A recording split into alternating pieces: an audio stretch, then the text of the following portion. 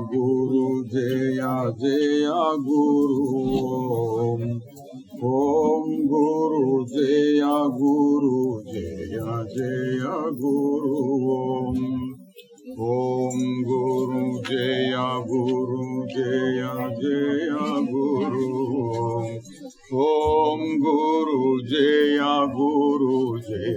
जय गुरु ओम गुरु जय जय गुरु ओम गुरु जय जय गुरु ओम गुरु जय जय गुरु ओम गुरु जय जय गुरु ओम गुरु जय जय गुरु ओम गुरु जय जय गुरु ओम गुरु जय जय गुरु ओम गुरु जय जय गुरु ओम गुरु जय जय गुरु ओम गुरु जय जय गुरु ओम गुरु जय जय गुरु ओम गुरु जय जय गुरु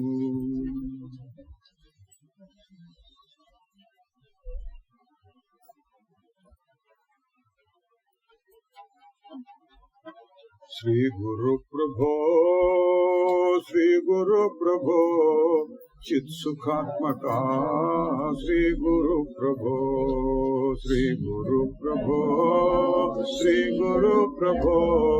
चित सुखात्मका श्री गुरु प्रभो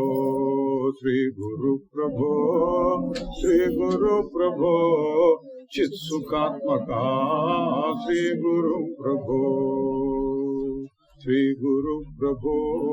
श्री गुरु प्रभो दारि చూపవా దయను చూపవా చేరదీయవా శ్రీ గురు ప్రభో దారి చూపవా దయను చూపవా చేరదీయవా శ్రీ గురు ప్రభో దారి చూపవా దయను చూపవా చేరదీయవా శ్రీ గురు ప్రభో దారి చూపవా దయను చూపవా చేరదీయవా శ్రీ గురు ప్రభో చిత్ సుఖాత్మక శ్రీ గురు ప్రభో మలినమైన నా మాయ బుద్ధిని బాగు చేయవా శ్రీ గురు ప్రభో మలినం నా మాయ బుద్ధిని బాగు చేయవా శ్రీ గురు ప్రభో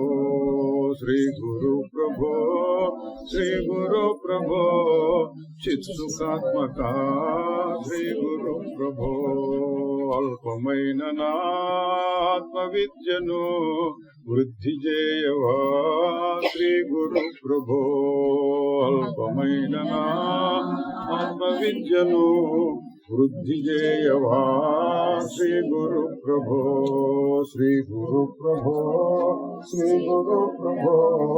చిత్ సుఖాత్మక శ్రీ గురు ప్రభో మోహహంతకా మోక్షమిమ్మికా జాగు చేయక శ్రీ గురు ప్రభో మోహహంతకా మోక్షమిమ్మికా జాగు చేయక శ్రీ గురు ప్రభో మోహంతక మోక్షమిమ్మిక జాగు చేయక శ్రీ గురు ప్రభో శ్రీ గురు ప్రభో శ్రీ గురు ప్రభో చిత్సుఖాత్మక శ్రీ గురు ప్రభో శ్రీ గురు ప్రభో శ్రీ గురు ప్రభో.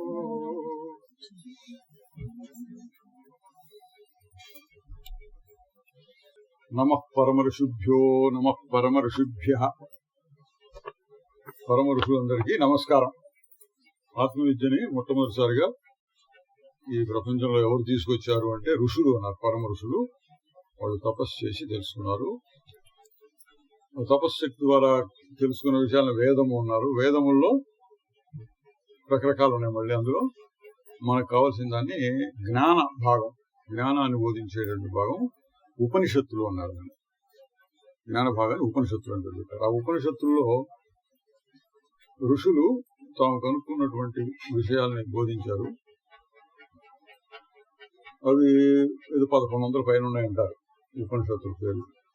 అవన్నీ ఇప్పుడు దొరకటం లేదు కూడా. 108 ఉపనిషత్తులు ముఖ్యమైనవి చెప్పారు. ఆ 108లో కూడా 10 ముఖ్యమైనవి అన్నారు. అంటే 1100 చదవలేరు, 100 చదవలేరు, ఈ 10 కూడా అందరూ చదవలేరు. మరి ఉపనిషత్తుల్లో ఉన్నటువంటి జ్ఞానం మాకెట్టగలుగుతుంది అంటే సాధారణ ప్రజల కోసం భగవద్గీత ఉపనిషత్తుల యొక్క సారము తెలుసుకోండి అన్నారు. ఈరోజు మనం అక్కడక్కడ ఉపనిషత్తులు కొన్ని చూద్దాం. నమః పరమ ఋషుభ్యో నమః పరమ ఋషుభ్య అని. మొట్టమొదటి ఉపనిషత్తు ఈశావాస్య ఉపనిషత్తు అంటారు. ఈశ అని కూడా ఈశ ఉపనిషత్తు, ఈశావాస్య ఉపనిషత్తు. అందులో మొట్టమొదటి మంత్రం అంటారు. మనం మామూలు శ్లోకాలు అంటాం భగవద్గీత మొదలైన వాటిని. వేదములు ఉపనిషత్తులో వాటిని మంత్రము అనే పేరు చెప్తూ ఉంటారు.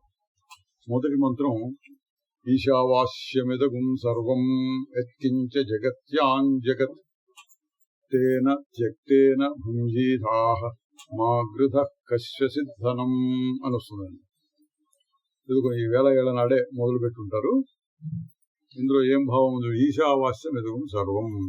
ఈ సర్వము కూడా ఈశ్వరుని చేతే ఆవరింపబడి ఉన్నది. ఇది చాలా గొప్ప విషయం. ఆ రోజుకి అదే చెప్పారు. ఈ రోజు కూడా కాలాతీతం అన్నమాట. కాలంతో సంబంధం లేనటువంటి సత్యం ఇది. కాలంతో సంబంధం లేనటువంటి విషయం ఏంటి? ఈశావాస్యం ఎదుగు సర్వం. ఈశ్వరుని చేత ఇదంతా వ్యాపింపబడింది.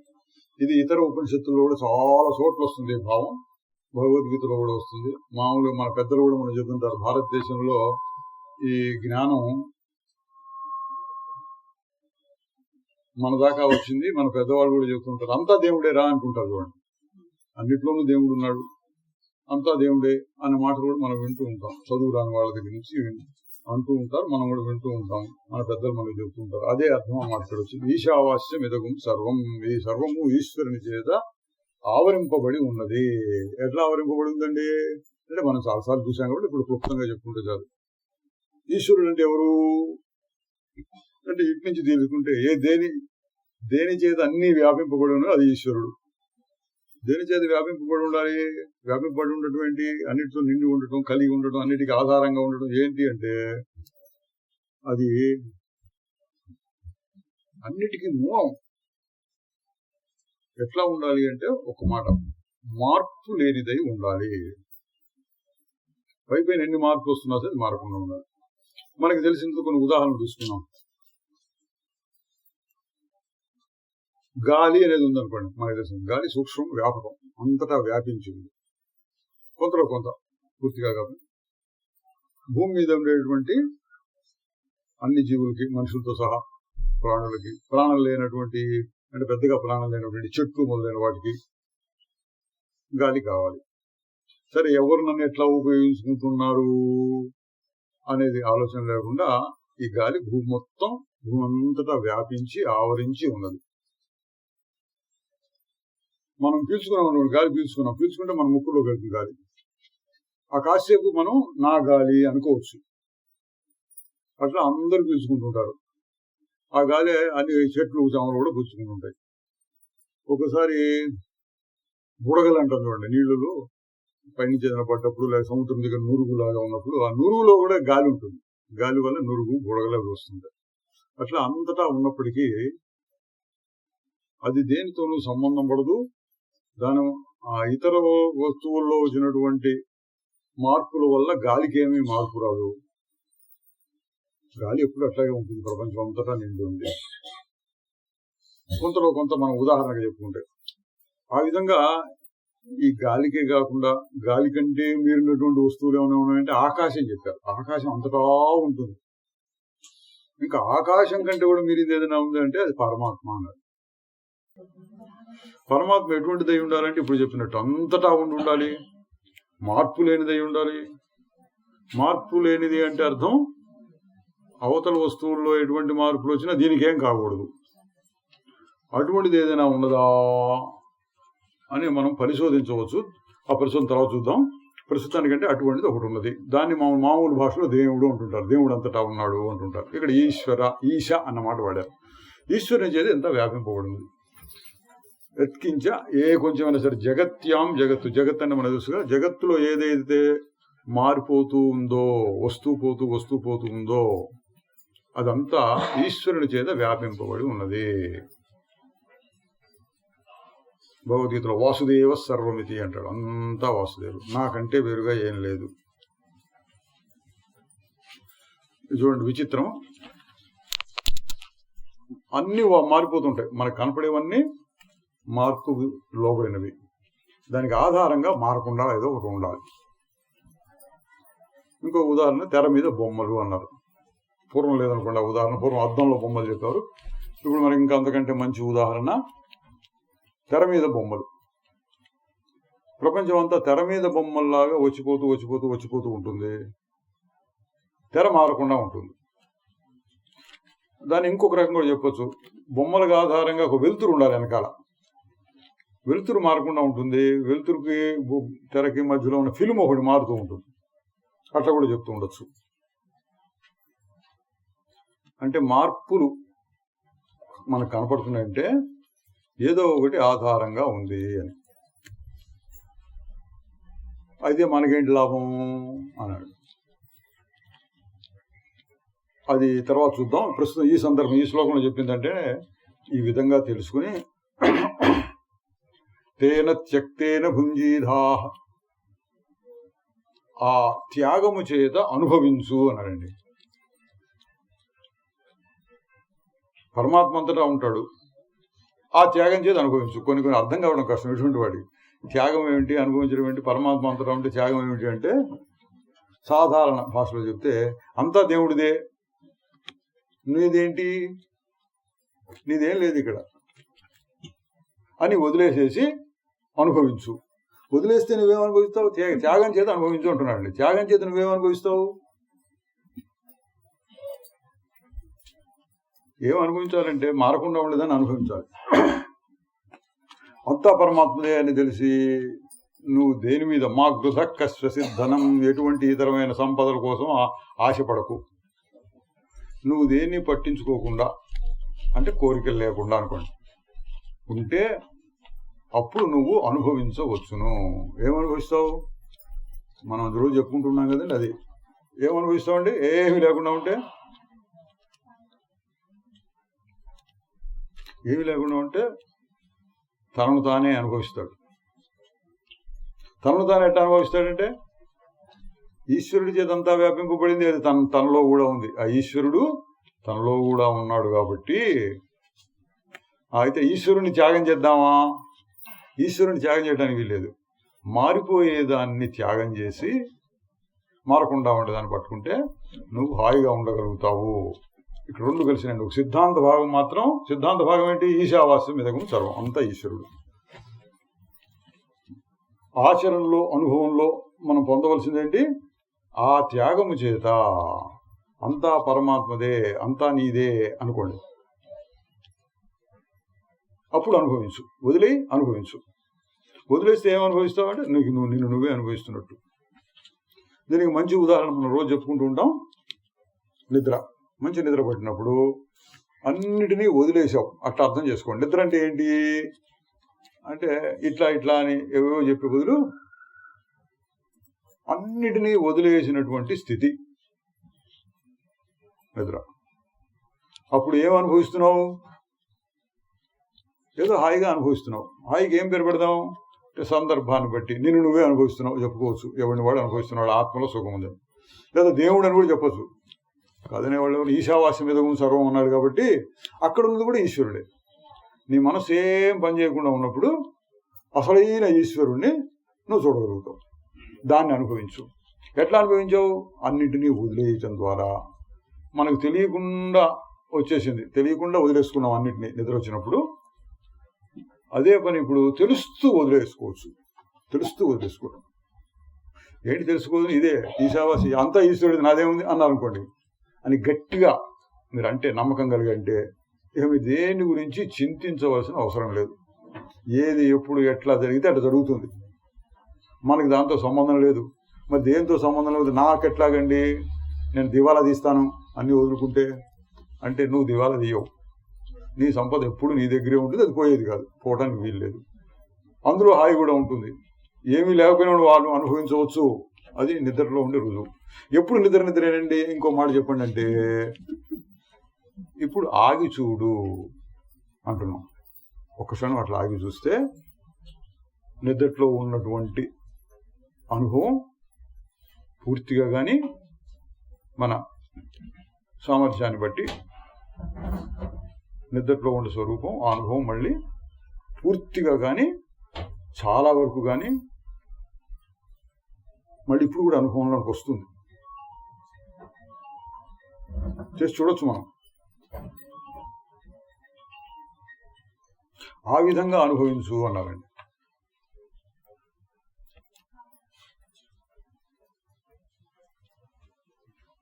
తదేజతి తన్నైజతి తద్దూరే తద్వదంతకే తదంతరస్య సర్వస్య తదు సర్వస్యాస్య బాహ్యతః అని ఇంకొక మంత్రం అక్కడెక్కడ చూస్తున్నాం, అన్ని కాదు.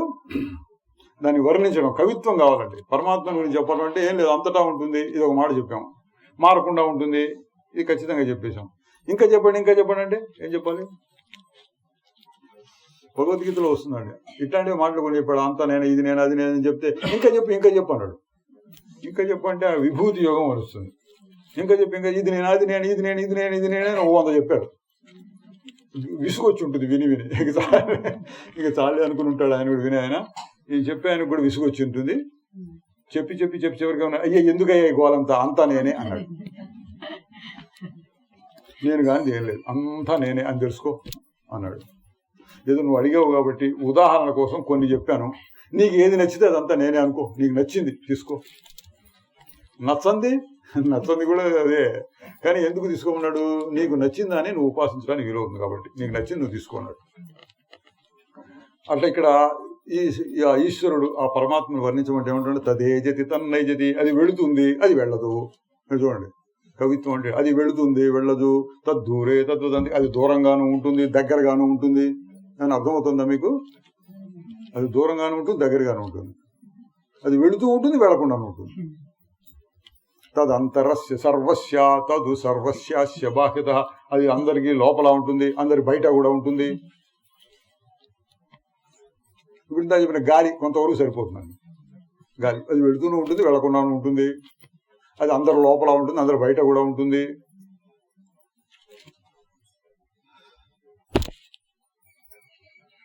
ఆ గాలి కంటే కూడా ఇంకా సూక్ష్మమైనటువంటిది ఆత్మ. సూక్ష్మం అంటే ఏంటి? ఇక్కడ మనస్సుని బాగా సన్నగా చేసి చూడాలండి. సన్నగా చేసి చూడటం అంటే ఏంటండి? సూదిలో దారం ఎక్కించాలనుకోండి. సూది సన్న బెజ్జం ఉంది. సన్న బెజ్జాలు అంటే కొన్ని పెద్ద పెద్ద బెజ్జాలు ఉంటాయి కూడా. సన్న బెజ్జం కలిగినటువంటి సూది ఇచ్చాం, అందులో దారాన్ని ఎక్కించాలి. అప్పుడు మీ దృష్టి ఎట్లా ఉండాలి? పక్కనున్న 10 మందిని చూస్తూ కుదరదు, ఇంట్లో ఉన్న వస్తువులను చూడకూడదు.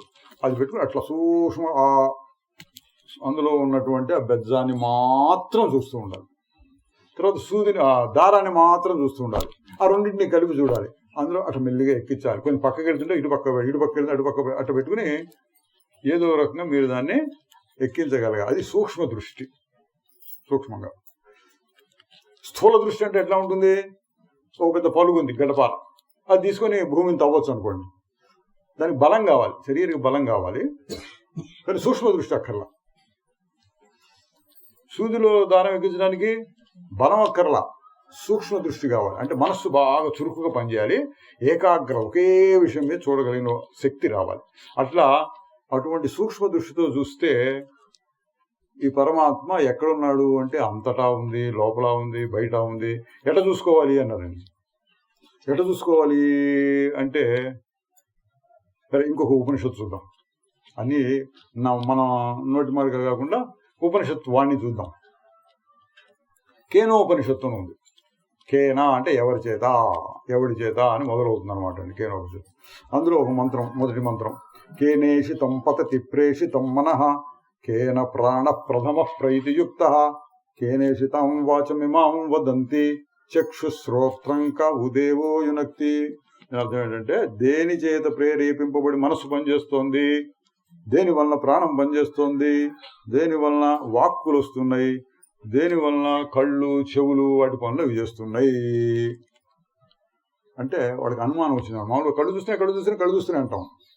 కొంచెం జాగ్రత్తగా అయితే కళ్ళు చూస్తున్నాయి, ఎట్లా చూస్తున్నాయి కళ్ళు అని అడిగారు అనుకోండి. ఎట్లా కళ్ళు చూస్తున్నాయంటే కన్నునంతా పరిశోధించి కన్ను బొమ్మలు గీసి లోపల ఇది ఉంటుంది అది చూస్తున్నారు. కొంతవరకు చేస్తున్నారు సైంటిస్టులు.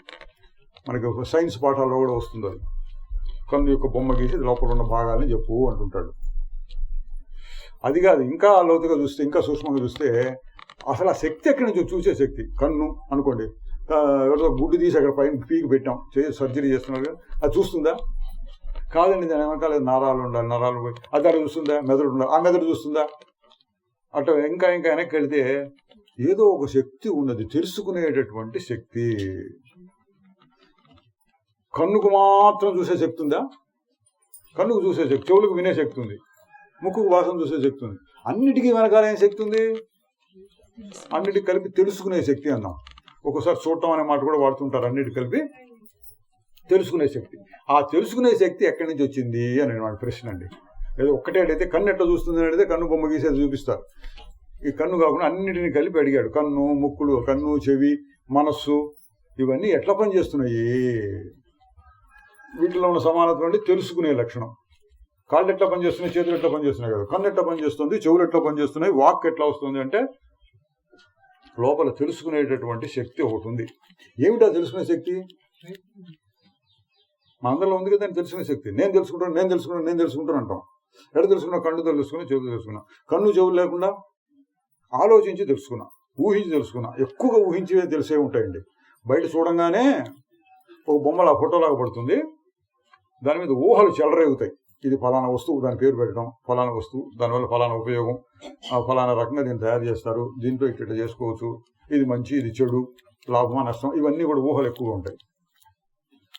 ఆ మనస్సు కూడా పనిచేసి మనం ఈ వస్తువుని గురించి నేను తెలుసుకున్నాను అంటుంది.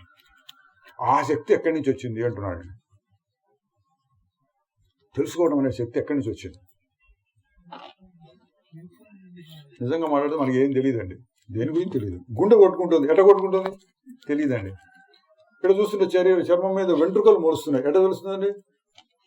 నాకు తెలియదండి. ఇన్ని వెంట్రుకలు లోపల ఉన్నాయా? లోపల రోజు కొంచెం కొంచెం వస్తుందా? ఎట్టగా వస్తున్నాయండి. అట్లాగే కన్ను ఎట్ట చూస్తుందండి? తెలియదు. చెవులు ఎట్లా ఉంటుంది? తెలియదు. మనసు ఎట్ట పని చేస్తుంది? తెలియదు. ఆలోచనలు ఎక్కడి నుంచి వస్తున్నాయో తెలియదు. కానీ ఎట్లాగో పనిచేస్తున్నాయి. దాన్ని విచారించమన్నారండి లోతుగా. ఈ పైపైన విచారిస్తే ఏవో వస్తాయి సమాధానాలు, పైపైన కాకుండా బాగా లోతుగా వెళ్ళి చూస్తే అస్సలు తెలుసుకునేటువంటి శక్తి ఎట్లా వస్తుంది, ఎక్కడి నుంచి వస్తుంది అంటే ఏదో ఒక పదార్థం దగ్గర నుంచి వస్తుంది. దానికి ఒక మంత్రం చెప్పి, శ్రోత్రస్య శ్రోత్రం మనసో మనో యద్వాచోహ వాచం సవు ప్రాణస్య ప్రాణ చక్షుషక్షు అతిముచ్య ధీరా ప్రేత్యాస్మా లోకాదమృతా భవంతి. చెవులకి చెవు, ఇది వర్ణనండి, కవిత్వంతో చెప్పాల్సి వస్తుంది. ఇట్లాంటివన్నీ చెప్పాలి. చెవులకు చెవు, కన్నులకు కన్ను, మనస్సుకు మనస్సు, వాక్కుకు వాక్కు, అది దాని సహాయంతో అన్ని తెలుసుకుంటున్నాం అన్నాడు. ఇదేమన్నా అర్థమవుతుందా? వాక్కుకు వాక్కు, చెవులకు చెవు, శ్రోత్రం శ్రోత్రం, ఇట కన్నుకు కన్ను అన్నాడు అనుకోండి. ఎట్లా దీన్ని తెలుసుకోవటం? చాలా కష్టం అది, కానీ చాలా సులువు కూడా. ఎందుకంటే ఆ తెలివి శక్తి అనేది అందరిలోనూ ఉంది కాబట్టి, నాలో కూడా ఉంది కాబట్టి, నా దగ్గరే ఉంది కాబట్టి దాన్ని తెలుసుకోవచ్చు. కన్ను వెనకాల ఉన్న శక్తి ఏంటి, చెవులు వెనకాల ఉన్న శక్తి ఏంటి, ఒక్కొక్క దాన్ని విచారం చేయడం కష్టం. బాగా లోపలికి వెళ్ళి చూస్తే ఏంటి తెలుసుకునే శక్తి అని లోపల చూడమన్నాడు. ఎట్లా ఉంటుంది ఆ శక్తి అంటే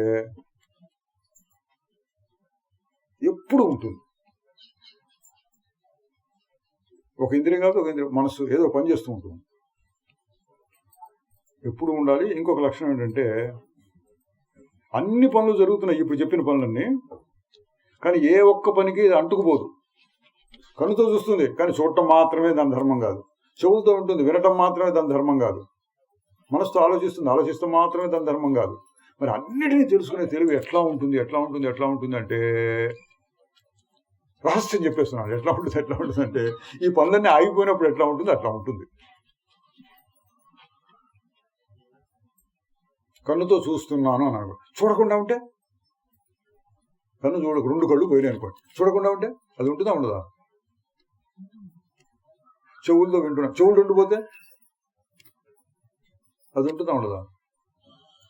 అట్లా ఏది లేనప్పుడు కూడా ఏది మిగిలి ఉంటుందో అది అసలైన తెలివి శక్తి. దానికి మళ్ళీ మా ఇందాక చెప్పిన ప్రసాదే చెప్పుకోవాల్సి వస్తుంది. అటువంటి స్థితి ఎక్కడైనా ఉంటే నిద్రలో ఉంది. ఏది లేనప్పుడు కూడా ఒక తెలుసుకునే శక్తి ఉంది. నిద్దట్లో ఏం తెలుసుకున్నామండి అంటారు చాలా మంది. అంటారు నిద్దట్లోనా ఏం తెలుసుకున్నారు, నిద్దట్లో ఏం తెలుసుకున్నారు అంటే ఏం లేదు నీకెడ తెలిసింది అన్నారు. అది విశేషం. ఏం లేదని నీకెడ తెలిసింది? ఏమీ లేదు అని తెలుసుకోవడానికి కూడా శక్తి కావాలి, అది తెలివి అన్నాడు. నేను అక్కడ చెప్పుకుంటున్నా ఒకే శ్లోకంలో చెప్పారు జ్ఞానం అంతా. శంకరాచార్య వాళ్ళు ఏకశ్లోకం రాశారు. అన్ని వస్తువులు దేంతో తెలుసుకుంటున్నాం? వెలుతురు సహాయంతో. ఆ వెలుతురు ఎక్కడి నుంచి వస్తుంది? సూర్యుడు లేనప్పుడు చంద్రుడు, నక్షత్రాలు, అవి కూడా లేనప్పుడు దీపం, అది కూడా లేనప్పుడు ఏంటండి? చిమ్మ చీకటి అంటాం అనుకోండి. గదిలో కూర్చున్నా లైట్లు పోయినాయి, గోఢాంధకారం, అమావాస్య.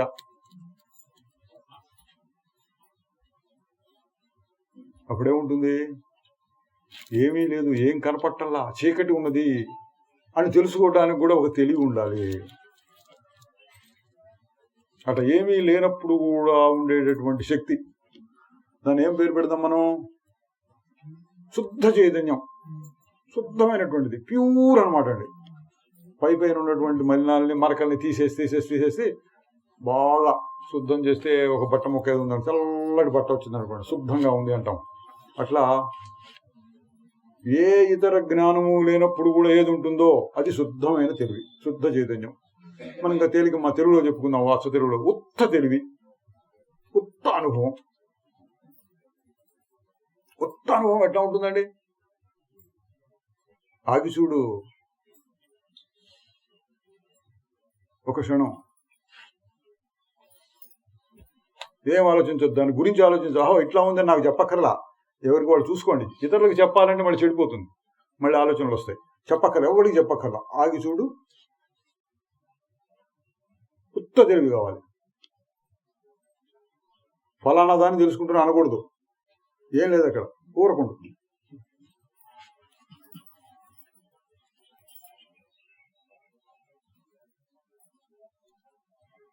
ఇదనమాట అన్నిటికీ మూలమైనటువంటి తెలివి అట్లా ఉంటుంది.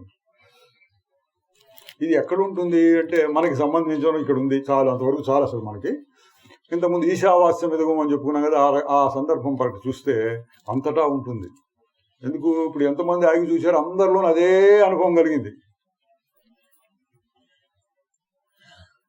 అంతటా ఉంటుంది.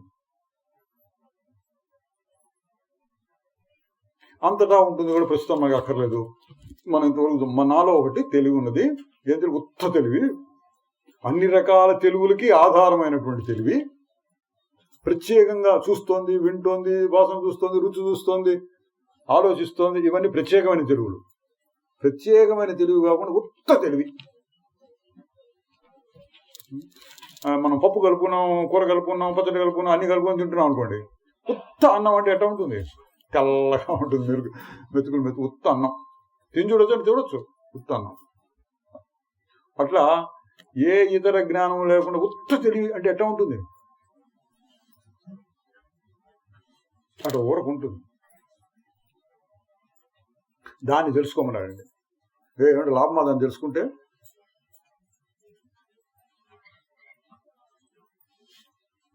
లాభం ఏముందని దాన్ని తెలుసుకుంటే అంటే ఇంకో ప్రశ్న అవుతుంది. నిద్రపోతే లాభం ఏంటండి? ఏదో వచ్చిందండి, మనం పోవటం అది నిద్ర వచ్చింది, పోయినాం. వీటి లాభం ఏమైనా ఉందా? నిద్రపోతే. నిద్ర పట్టకపోతే తెలుస్తుంది. అలా నిద్రపోయినప్పుడు లాభం ఏంటంటే నిద్ర పట్టక కొట్టుకునే వాళ్ళు ఉంటారు కొంతమంది, వాళ్ళకి తెలుస్తుంది నిద్రపోతే ఎంత లాభం ఉంటుందో. అట్లాగే ఉత్త తెలివి ఏంటి లాభం? ఆ ఉత్త తెలుగు ఉంటేనే తక్కిన తెలుగులన్నీ వస్తున్నాయి. తక్కిన తెలుగులన్నీ రావడానికి ఉత్త తెలుగు ఉండాలి ముందు. తక్కిన తెలుగు లేకపోయినా ఉత్త తెలుగు ఉంటుంది. ఉత్త తెలుగులో కూడా హాయిగా ఉంటుంది. ఏదో తెలుసుకుంటేనే హాయి అని లేదు, ఉత్త తెలుగులో కూడా హాయిగానే ఉంటుంది. నిద్రలోలే ఆగి చూసినప్పుడు ఉత్త తెలుగు, అది దాంట్లో ఉండేటువంటి లాభం. కాబట్టి దాన్ని తెలుసుకోమంటాడు. ప్రతిబోధ విదితం మతమృతత్వం వివిందతే. మనకి చాలా విలువైనటువంటి మాట, సాధకులకు బాగా పనికొచ్చే మాట. ప్రతిబోధ విదితం, కేనోపనిషత్తులు అనేది కూడా. ప్రతి బోధ, ప్రతి అంటే తెలుసు, ప్రతి అంటే ప్రతి ఒక్క, తెలుగులో కూడా వాడుతున్నాను. బోధ అంటే జ్ఞానం.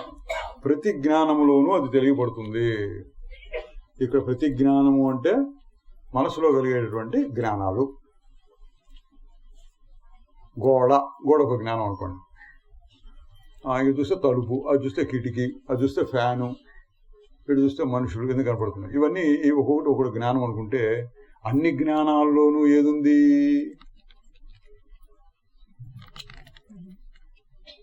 ఇది కొవ్వు వెలిగించాం, నూనె ప్రమిదిలో నూనె పోసి వెలిగించాం, ఎలక్ట్రిక్ బల్బు వెలిగించాం, కట్టెలు పెట్టి మంట చేశాం. వీటన్నిటిలో సమానంగా ఏముంది? వెలుతురు. అన్నిట్లో సమానంగా వెలుతురు వస్తూ ఉంటుంది. ఆ వెలుతురు అంటే ఏంటి? కొవ్వొత్తి ద్వారా వెలుతురు వస్తుంది. కొవ్వొత్తిలో మాత్రమే ఉంటుందా? కట్టెల్లో ఉంటుందా? బొగ్గుల్లో ఉంటుందా? కరెంట్ బల్బులో ఉంటుందా? అన్నిట్లోనూ ఉంటుంది. కానీ అస్సలు వెలుతురు అంటే ఏంటి?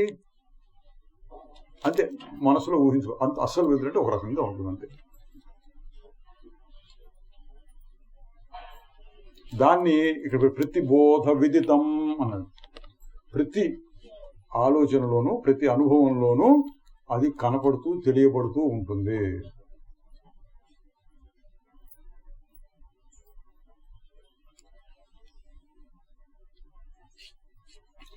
ఇది మనకు చాలా ముఖ్యమైనది, సాధనకు బాగా పనికొస్తుంది. మనం చూద్దాం. ఓం గురు అన్నాం అనుకోండి. ఓం గురు అంటే ఒక ఉదాహరణ చెప్పుకుందాం. ఓం గురు, ఇది ఒక జ్ఞానం. జయ గురు, ఇది ఒక జ్ఞానం, అనుభవం. జయ జయ గురు ఓం. ఒక్కొక్కటి అన్నప్పుడల్లా మనకు ఒక అనుభవం. ఓం అనుభవం, గురు ఇంకో అనుభవం, జయ ఇంకో అనుభవం. అన్ని అనుభవంలో సమానంగా ఏముంది?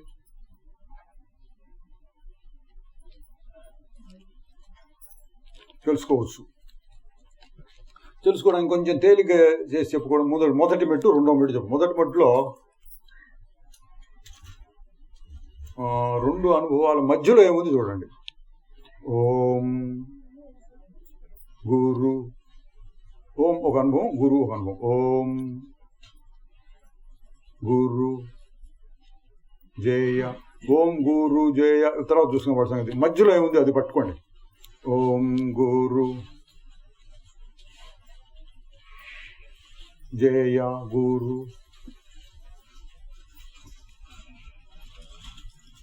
అట్లా మనసు మొత్తం దాని మీద పెట్టండి. మధ్యలో ఏముంది?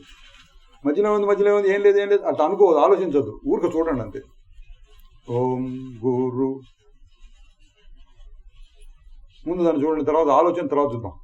జయ గురు, ఓం గురు జయ గురు అనాలనేది మీ ఇష్టం, ఏదైనా పెట్టుకోవచ్చు, మీ పేరు చెప్పుకోవచ్చు, ఈ ఊరు పేరు చెప్పుకోవచ్చు, లేదా మీకు ఏదైనా విష్ణు సహస్రనామం బాగా నమ్మకం, ఓం విశ్వం విష్ణు వషత్కారో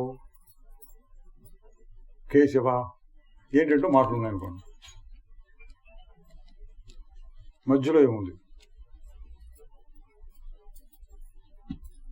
మధ్యలో ఏం లేదండి అంటాం. ఏం లేదు అంటే శూన్యం, ఖాళీ. ఎక్కడ ఖాళీ? ఆలోచనలు ఖాళీ. ఆలోచన ఉండి ఆలోచన లేదు, ఆలోచన ఉంది ఆలోచన లేదు. ఖాళీలో ఏముంది? ఉత్త తెలివి. ఇది ఖాళీ అని తెలుసుకోవడానికి కూడా తెలివి కావాలి. ఏది నిద్రలో ఏం లేదని తెలుసుకోవడానికి కూడా తెలివి కావాలన్నాము. ఎప్పుడు నిద్రైనా మీరు అంటారేమో అని ఇట్లా ఇంకోటి చెప్పారు. ప్రతిబోధ విదితం. ఓం ఓం ఓం. ఇది ఇంకో ఉపనిషత్తులో కూడా ఉంది, అక్కడికి చూద్దాం మళ్ళీ. మధ్యలో ఏముంది?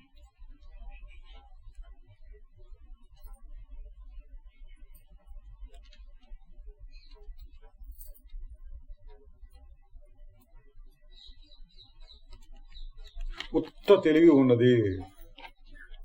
అది చూడటము కాదు, వినటము కాదు, ఆలోచించటము కాదు, వాసన చూడటం ఏం లేదు. కానీ ఒక తెలివి ఉంది.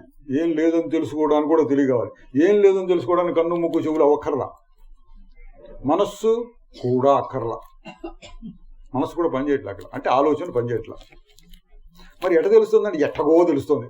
ఎట్ట తెలుస్తుందని అడగద్దు, ఎట్టగో తెలుస్తుంది.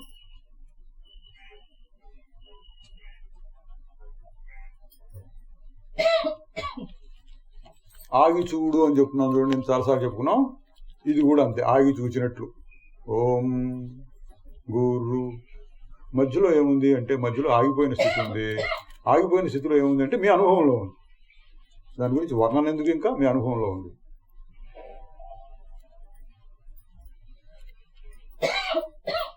ప్రతిబోధ విదితం మతం అమృతత్వం వివిందతే. దీన్ని తెలుసుకున్నవాడు అమృతత్వాన్ని పొందుతాడు. అమృతాన్ని పొందుతాట.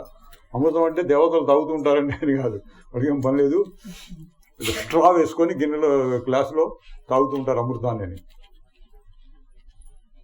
అది అమృతం అంటే చావులేనిది. పురాణాల్లో ఒక రకంగా వర్ణిస్తారనుకోండి. అమృతం ఉంటుంది, పెద్ద కలశంలో అమృతం పెట్టుకొని కూర్చుంటారు వాళ్ళు. అప్పుడప్పుడు ఒక డ్రింక్ వేసుకుంటుంటారు. అది కాదు, అమృతం అంటే చావులేని స్థితి. మృతం అంటే చనిపోవడం. ఇక్కడ అమృతం అంటే ఏంటి? మధ్యలో ఉన్నది ఇప్పుడు చూసాం. ఓం గురు జయ గురు. మధ్యలో ఉన్నదానికి చావు ఉందండి, చచ్చిపోతుందా? ఓంకి చావు ఉందండి. ఓం అయిపోయింది, వచ్చింది పోయింది.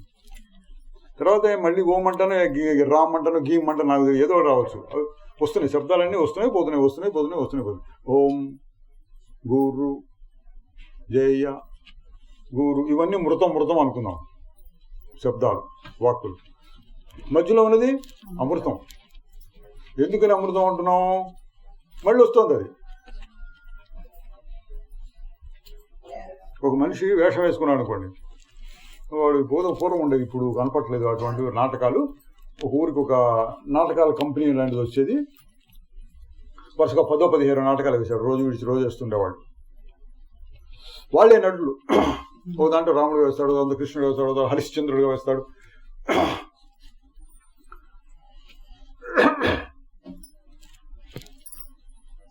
ఒక దాంట్లో ఎవరు బెల్లవ మంగళుడు, చింతామణి స్వామి, ఇట్లా రకరకాల కథలను రకరకాల పాత్రలు ఒకడే నటుడు రకరకాలుగా వేస్తూ ఉంటారండి. ఎందుకు ఉన్నదంతే, వాడు 15-20 మంది ఉంటారు వాళ్ళు ట్రూప్.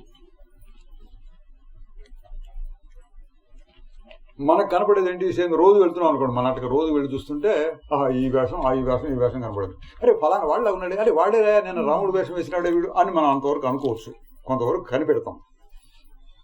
అస్సలు ఎవడండి వీడంటే, వాడు నాటకం అంతా అయిపోయిన తర్వాత ఇది కడుక్కున్నాడు, మేకప్ గిప్పుకొని తీసేసి కడుక్కొని వాడే సిగరెట్ తాగుతూ కూర్చున్నాడు అక్కడ. అప్పుడు వెళ్ళి చూడాలి, వీడా ఇన్ని రకాల వేషాలు వేస్తున్నాడు అని తెలుస్తుందిగా. అట్లా ఇప్పుడు ఓం ఇది ఒక వేషం అనుకోండి. ఓం గురు జయ గురు, ఇవన్నీ వేషాలు. అసలు వేషం వేసింది ఎవడు? వేషం కడుక్కున్నప్పుడు ఎట్లా ఉంటాడు అంటే మధ్యలో ఏముంది వాడు, ఏం వేషం లేదు అక్కడ. ఓం కడుక్కున్నాడు, వేషం కనుక్కున్నది మధ్యలో ఉంది. ఓం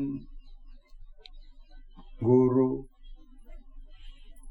మధ్యలో ఏ వస్తువు ఉందో నిశ్చలంగా ఉత్త తెలివి, అది రకరకాల వేషాలు వేసి మనం ఎన్ని రకాలుగా మాట్లాడుతున్నాం, ఎన్ని రకాల అర్థాలు వస్తున్నాయి, ఎన్ని రకాల ఆలోచనలు వస్తున్నాయో, ఇదంతా ఈ వాక్ ప్రపంచం అంతా అందులో నుంచి వస్తుంది, మధ్యలో ఉన్న దాంట్లో నుంచి. చూడటమే కదా, ఇటు 2 వేలు పెట్టా అనుకోండి, ఇదొక వేలు ఇదొక వేలు, రెండింటి మధ్యలో ఏముంది? ఏముంది? ఏం లేదు. ఏం లేదన్నప్పుడు నీకు ఎడ తెలిసింది ఏం లేదని? ఇద్దరు మనుషులు, ఈ మనిషి ఈ మనిషి, ఈ మనిషి రెండు మధ్యలో మనుషులు, ఈ మధ్యలో ఏముంది? ఖాళీ ఆకాశం. ఆకాశం అని తెలుసుకునేటువంటి శక్తి నీలో ఉంది. అది ప్రతిబోధ విదితం అంటే ప్రతి బోధలోనూ ఉంటుంది. ఆ రెండింటి మధ్యలో బాగా స్పష్టంగా తెలుస్తుంది. తర్వాత ఇంకొంచెం ముందుకెళ్దాం. ఏంటి? రెండింటి మధ్యలో ఉంది. మరి ఆ రెండిట్లో ఏముంటుంది?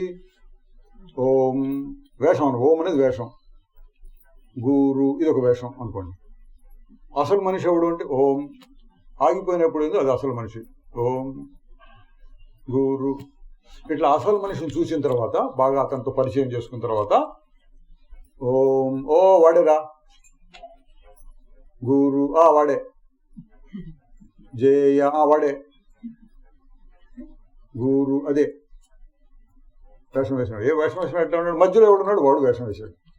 ఆ మధ్యలో ఉన్న స్వరూపంలో నుంచే ఓం వచ్చింది, మధ్యలో ఉన్న స్వరూపం నుంచే గురువు వచ్చింది, మధ్యలో ఉన్న స్వరూపంలో అన్ని రకాల తెలుగులు వస్తున్నాయి. తెలుగులు మారుతున్నాయి, మధ్యలో ఉన్నది మారటం లేదు. దాన్ని ఇంకొక రకంగా చెబితే ప్రతి అనుభవంలోనూ అది ఉన్నది. ప్రతి అనుభవం అన్నప్పుడు మారిపోతున్నాయి అనుభవాలు. ప్రతి అనుభవం అన్నప్పుడు మారిపోతున్నాయి. మారిపోయే అనుభవాలలోనే మారకుండా ఉండే అనుభవం కూడా ఉన్నది, కలిసిపోయి ఉన్నది. వేషం వేసిన వాళ్ళలో వేషాన్ని తీసేసినప్పుడు ఎవడున్నాడు? వాడు మారనివాడు. మారనివాడు ఒకడు ఉంటే రకరకాల వేషాలు వస్తున్నాయి. అట్లా ఇప్పుడు ఓం గురు జయ గురు జయ జయ గురు ఓం అని అనుకోండి. ఇందాక శ్రీ గురు ప్రభో శ్రీ గురు ప్రభో అని అనుకోండి. ఏదని చెప్పుకోండి, వాక్ ప్రపంచం. అన్నిటికీ ఆధారంగా ఏది ఉంది? అన్నిట్లోనూ కలిసి ఏది ఉంది? అది ఒక చెవులకి, ముక్కులకి, కన్నులకి, వాక్కుకి సంబంధించింది కాదు, అన్నిటిలోనూ ఉండాలి తెలివి. అక్కడ చూస్తే ఏమొస్తుంది? ఆగి చూడు, మధ్యలో ఉంది ఉత్త తెలివి. నెక్స్ట్ తర్వాత పెట్టేంటి? అదే అన్ని మార్పుల్లో కూడా ఉన్నది. మధ్యలో మారకుండాను ఉన్నది, అన్ని మార్పుల్లో కూడా ఉన్నది, కలిసి ఉన్నది. దాన్ని పట్టుకోవాలి ఫైనల్గా. అది మనం మారకుండా ఉన్నదాన్ని పట్టుకున్నాం అనుకోండి, అది మారని స్వరూపం. దాన్ని గట్టిగా చాలాసేపు పట్టుకుంటే దానికి ఒక పేర్లు పెడతారు. ధ్యానము, సమాధి, నిశ్చలత, ఇట్లాంటి పేర్లు పెట్టుకోవచ్చు. కలిసిపోయినప్పుడు స్థితి, కలిసిపోయిన స్థితి ప్రపంచము, వ్యవహారము, దాన్ని సూచన అహంకారం అట్లా ఉంటుంది. రెండింటినీ తెలుసుకుంటుంటే అది మారుతోంది, ఇది మారట్లేదు అని ఆ వేషం వేసిన వాడిని చూసి వీడు ఫలానా యాక్టరు అని నువ్వు గుర్తించావు అనుకోండి. అప్పుడు ఏం చేస్తున్నట్టు? రెండింటినీ కలిపి తెలుసుకుంటున్నావు. మారిపోతూ ఉన్న వేషాన్ని చూచావు, మారకుండా ఉండేటువంటి యాక్టర్ని కూడా చూస్తున్నావు. మారిపోయేటటువంటి వేషం కళ్ళకు కనపడుతుంది, వాడి మాటలు చెవులకు వినపడతాయి. మారకుండా ఉండేటటువంటి యాక్టరు జ్ఞాన దృష్టికి కనపడతాడు. అది జ్ఞాన దృష్టి, సూక్ష్మ దృష్టి. జ్ఞాన దృష్టికి కనపడతాడు. వాడే వీడు. ఎట్లా తెలుసుకున్నావు? కొన్ని లక్షణాలు ఉంటాయి. ముక్కో చెవులో ఏవో ఉంటాయి చూడండి. వాడికి దాని మీద వేషం వేసుకున్నవాడు పెద్దగా ప్రభావం ఉండదు. వాడు గొంతు సాధారణంగా పెద్దగా మార్చలేడు. పొడుగు, వెడల్పు ఇట్లాంటివన్నీ ఉంటాయి కదా. ఇటువంటి కొన్ని లక్షణాలు చూసి వాడే వీడు. ఆధార్ కార్డులో వేషం వేసుకు దిగినా కూడా వాడి కళ్ళను పట్టుకుంటుంది.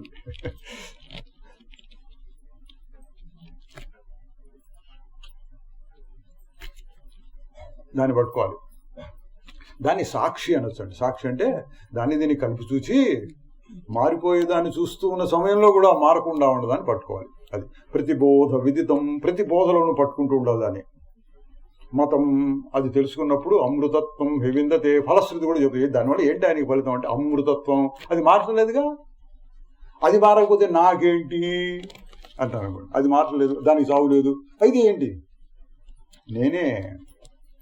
అది చివరికి అక్కడ రావాలి. మనకు ఉపయోగించాలంటే నేను మార్చలా, తెలుసుకున్న దేవుడు ఖాళీ. ఓం గురు మధ్యలో ఉన్న ఖాళీని తెలుసుకున్న దేవుడు. ఓం గురు జయ గురు జయ జయ గురు. ఎన్నో వచ్చినాయి పోయినాయి అని తెలుసుకున్న దేవుడు. ఓం గురు జయ గురు. నేనే సముద్రంలాగా ఉన్నాను, ఆ చిన్న అల్లలాగా వచ్చింది పోయింది, అలొచ్చింది పోయింది, నేను సముద్రంలాగా ఉన్నాను, దాన్ని తెలుసుకుంది ఎవరు? నేనే ఉన్నాను, నన్ను నేనే తెలుసుకుంటున్నాను. అదే అమృతం అన్నాడండి. మారని దాన్ని తెలుసుకుంటే నీకు అమృతం.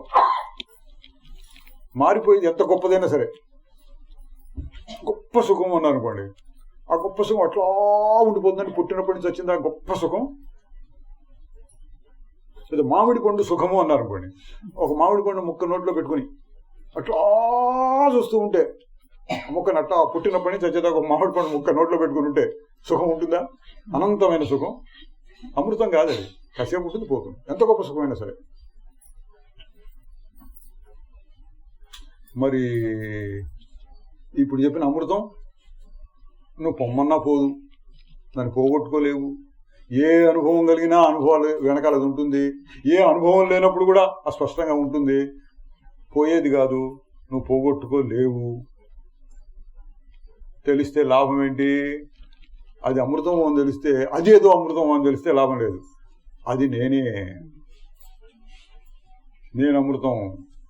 నజాయతే మ్రియతేవా అంటారు. నా చావులేదు పుట్టుకలేదు అని తెలిసి ఎంత హాయిగా ఉంటుందండి.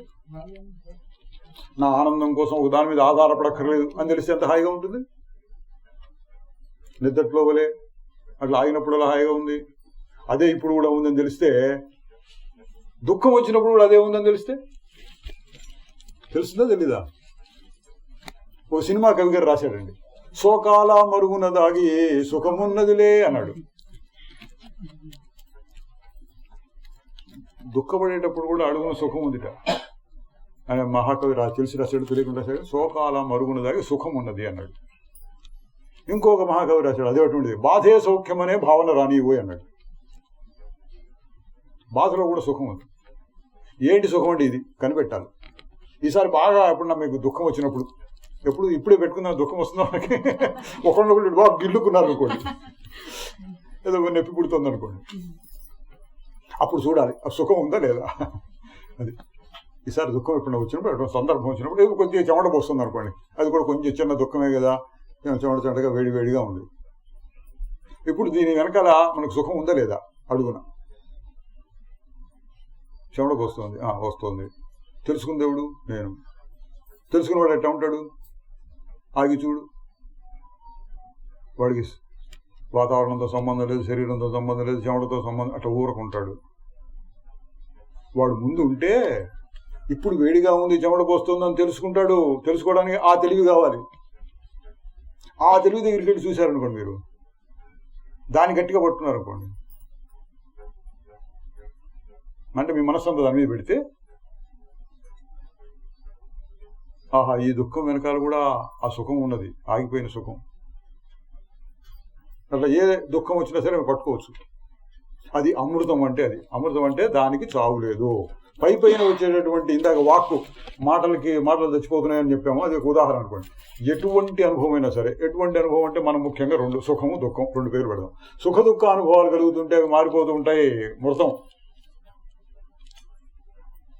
మధ్యలో ఉన్న స్వరూపం అదే ఎల్లప్పుడూ ఉండే స్వరూపం మారకుండా ఉంటుంది. ఆచరణలో అభ్యాసంలో రెండు రకాలు. ఒకటేమో ఆగి చూడు స్పష్టంగా అది ఎట్లా ఉంటుంది.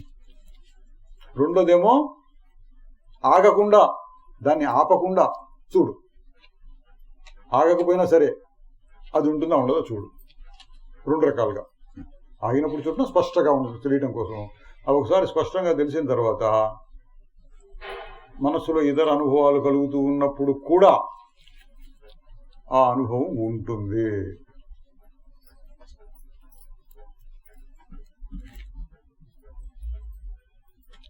గుర్తించాలి.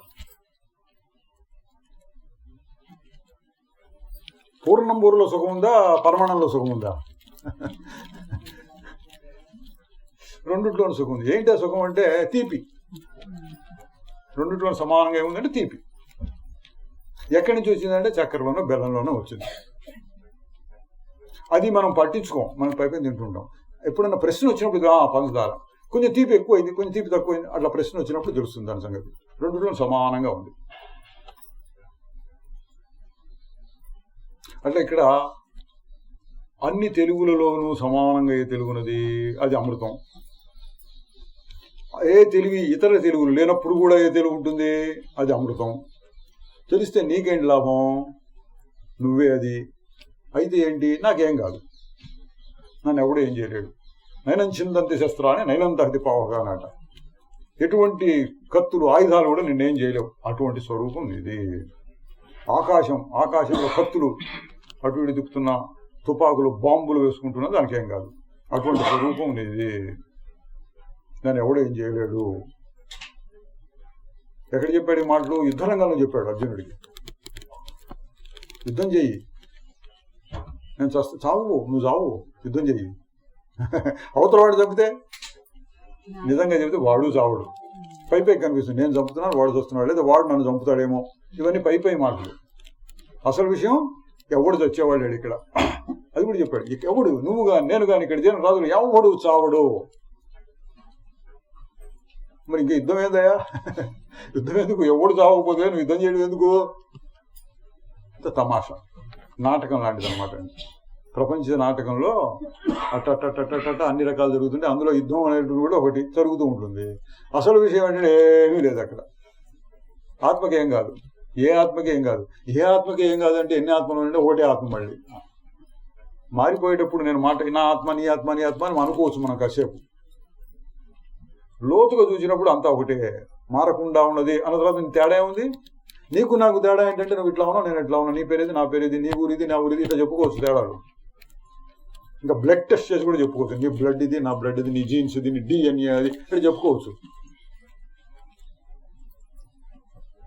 ఆ నిశ్చల స్వరూపానికి ఏం టెస్టులు చేస్తారు? మీరు చేయగలిగిన టెస్టులు చేయండి. సిటీ స్కాన్ చేస్తామంటే పూర్వకుండా స్థితికి. ఎవరికి స్కాన్ చేసినా అదే వస్తుంది రిపోర్ట్. ఏంటి రిపోర్ట్? ఏం లేదు అక్కడ, శూన్యం.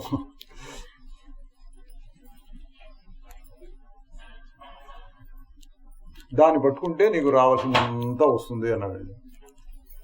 ఇహ చేదవేది దతసత్యమస్తి నచేది ఆవేది మహదీ వినశ్చి.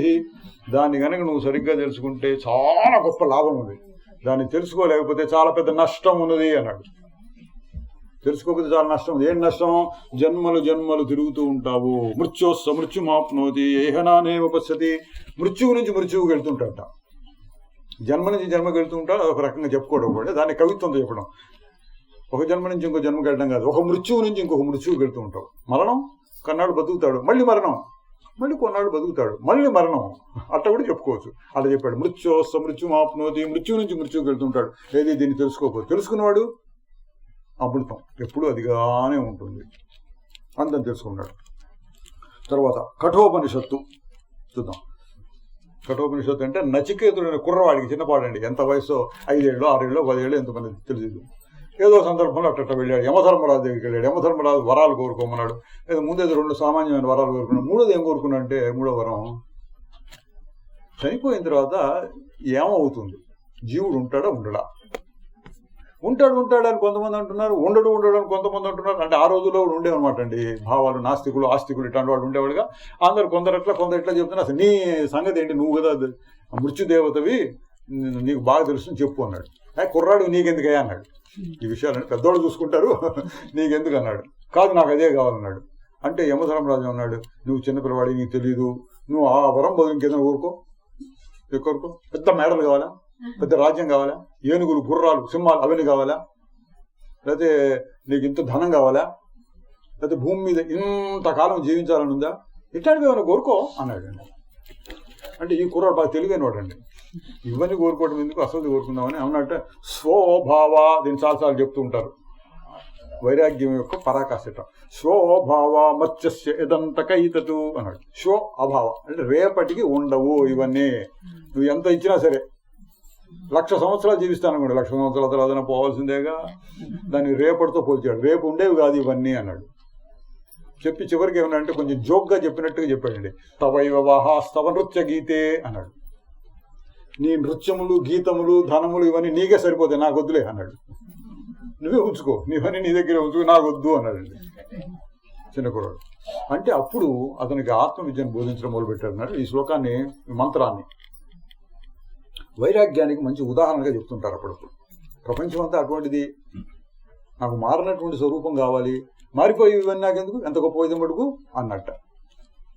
ఇటువంటిది ఇంకోటి వస్తుంది, తర్వాత చూద్దాం. అది తర్వాత మృత్యు చెప్పడం మొదలుపెట్టాడు. ముందు పొగిడాడు. శ్రేయశ్చ ప్రేయశ్చ. శ్రేయము ప్రేయము అని రెండు ఉంటాయి. శ్రేయము అంటే నీకు మేలు కూర్చేది చివరిగా. ప్రేయము అంటే ప్రీతికరమైనటువంటిది, నీకు అప్పటికప్పుడు ఏదో కాస్త సుఖాన్ని తెచ్చిపెడుతుంది, తర్వాత పోతుంది, దుఃఖాన్ని కూడా తెచ్చిపెడుతుంది. శ్రేయము అంటే ముందు కాస్త కష్టంగా ఉన్నా చివరికి శ్రేయస్తా హాయిగా ఉంటుంది ఫైనల్గా చివరిగా. అటువంటి దాన్ని శ్రేయము అన్నాడు. 2 పేరు పెట్టి శ్రేయస్సు ప్రేయస్సు. నువ్వు చాలా గొప్పవాడు అయ్యా, నువ్వు శ్రేయాన్ని కోరుకున్నావు అన్నట్టు. సరే అయితే ఇది మళ్ళీ చెప్పాయంటే, శ్రవణాయాపి బహుభిర్యో న లభ్య. వినటానికి కూడా చాలా మందికి దొరకదు బాబు అన్నాడు. చాలా మందికి ఎప్పుడైనా మనకి ఒకటి అర ప్రశ్నలు వస్తూ ఉంటాయండి. దాదాపు చాలా మందికి ఆలోచించగలిగిన వాళ్ళకి, కాస్త చదువుకున్న వాళ్ళకి ఎప్పుడైనా ఒక ప్రశ్న చేయని ఎవడు అసలు ఏంటి ప్రపంచం, అసలు దేవుడు ఈ సృష్టిని ఎందుకు పెట్టాడు, ఇట్లాంటి ప్రశ్నలు వస్తూ ఉంటాయి. వచ్చి అక్కడక్కడే చచ్చిపోతుంటాయి. లోపల అనుకుంటాం, దాన్ని తెలుసుకోవాలన్న పట్టుదల కూడా ఉండదు, వస్తుంది వెళ్ళిపోతుంది.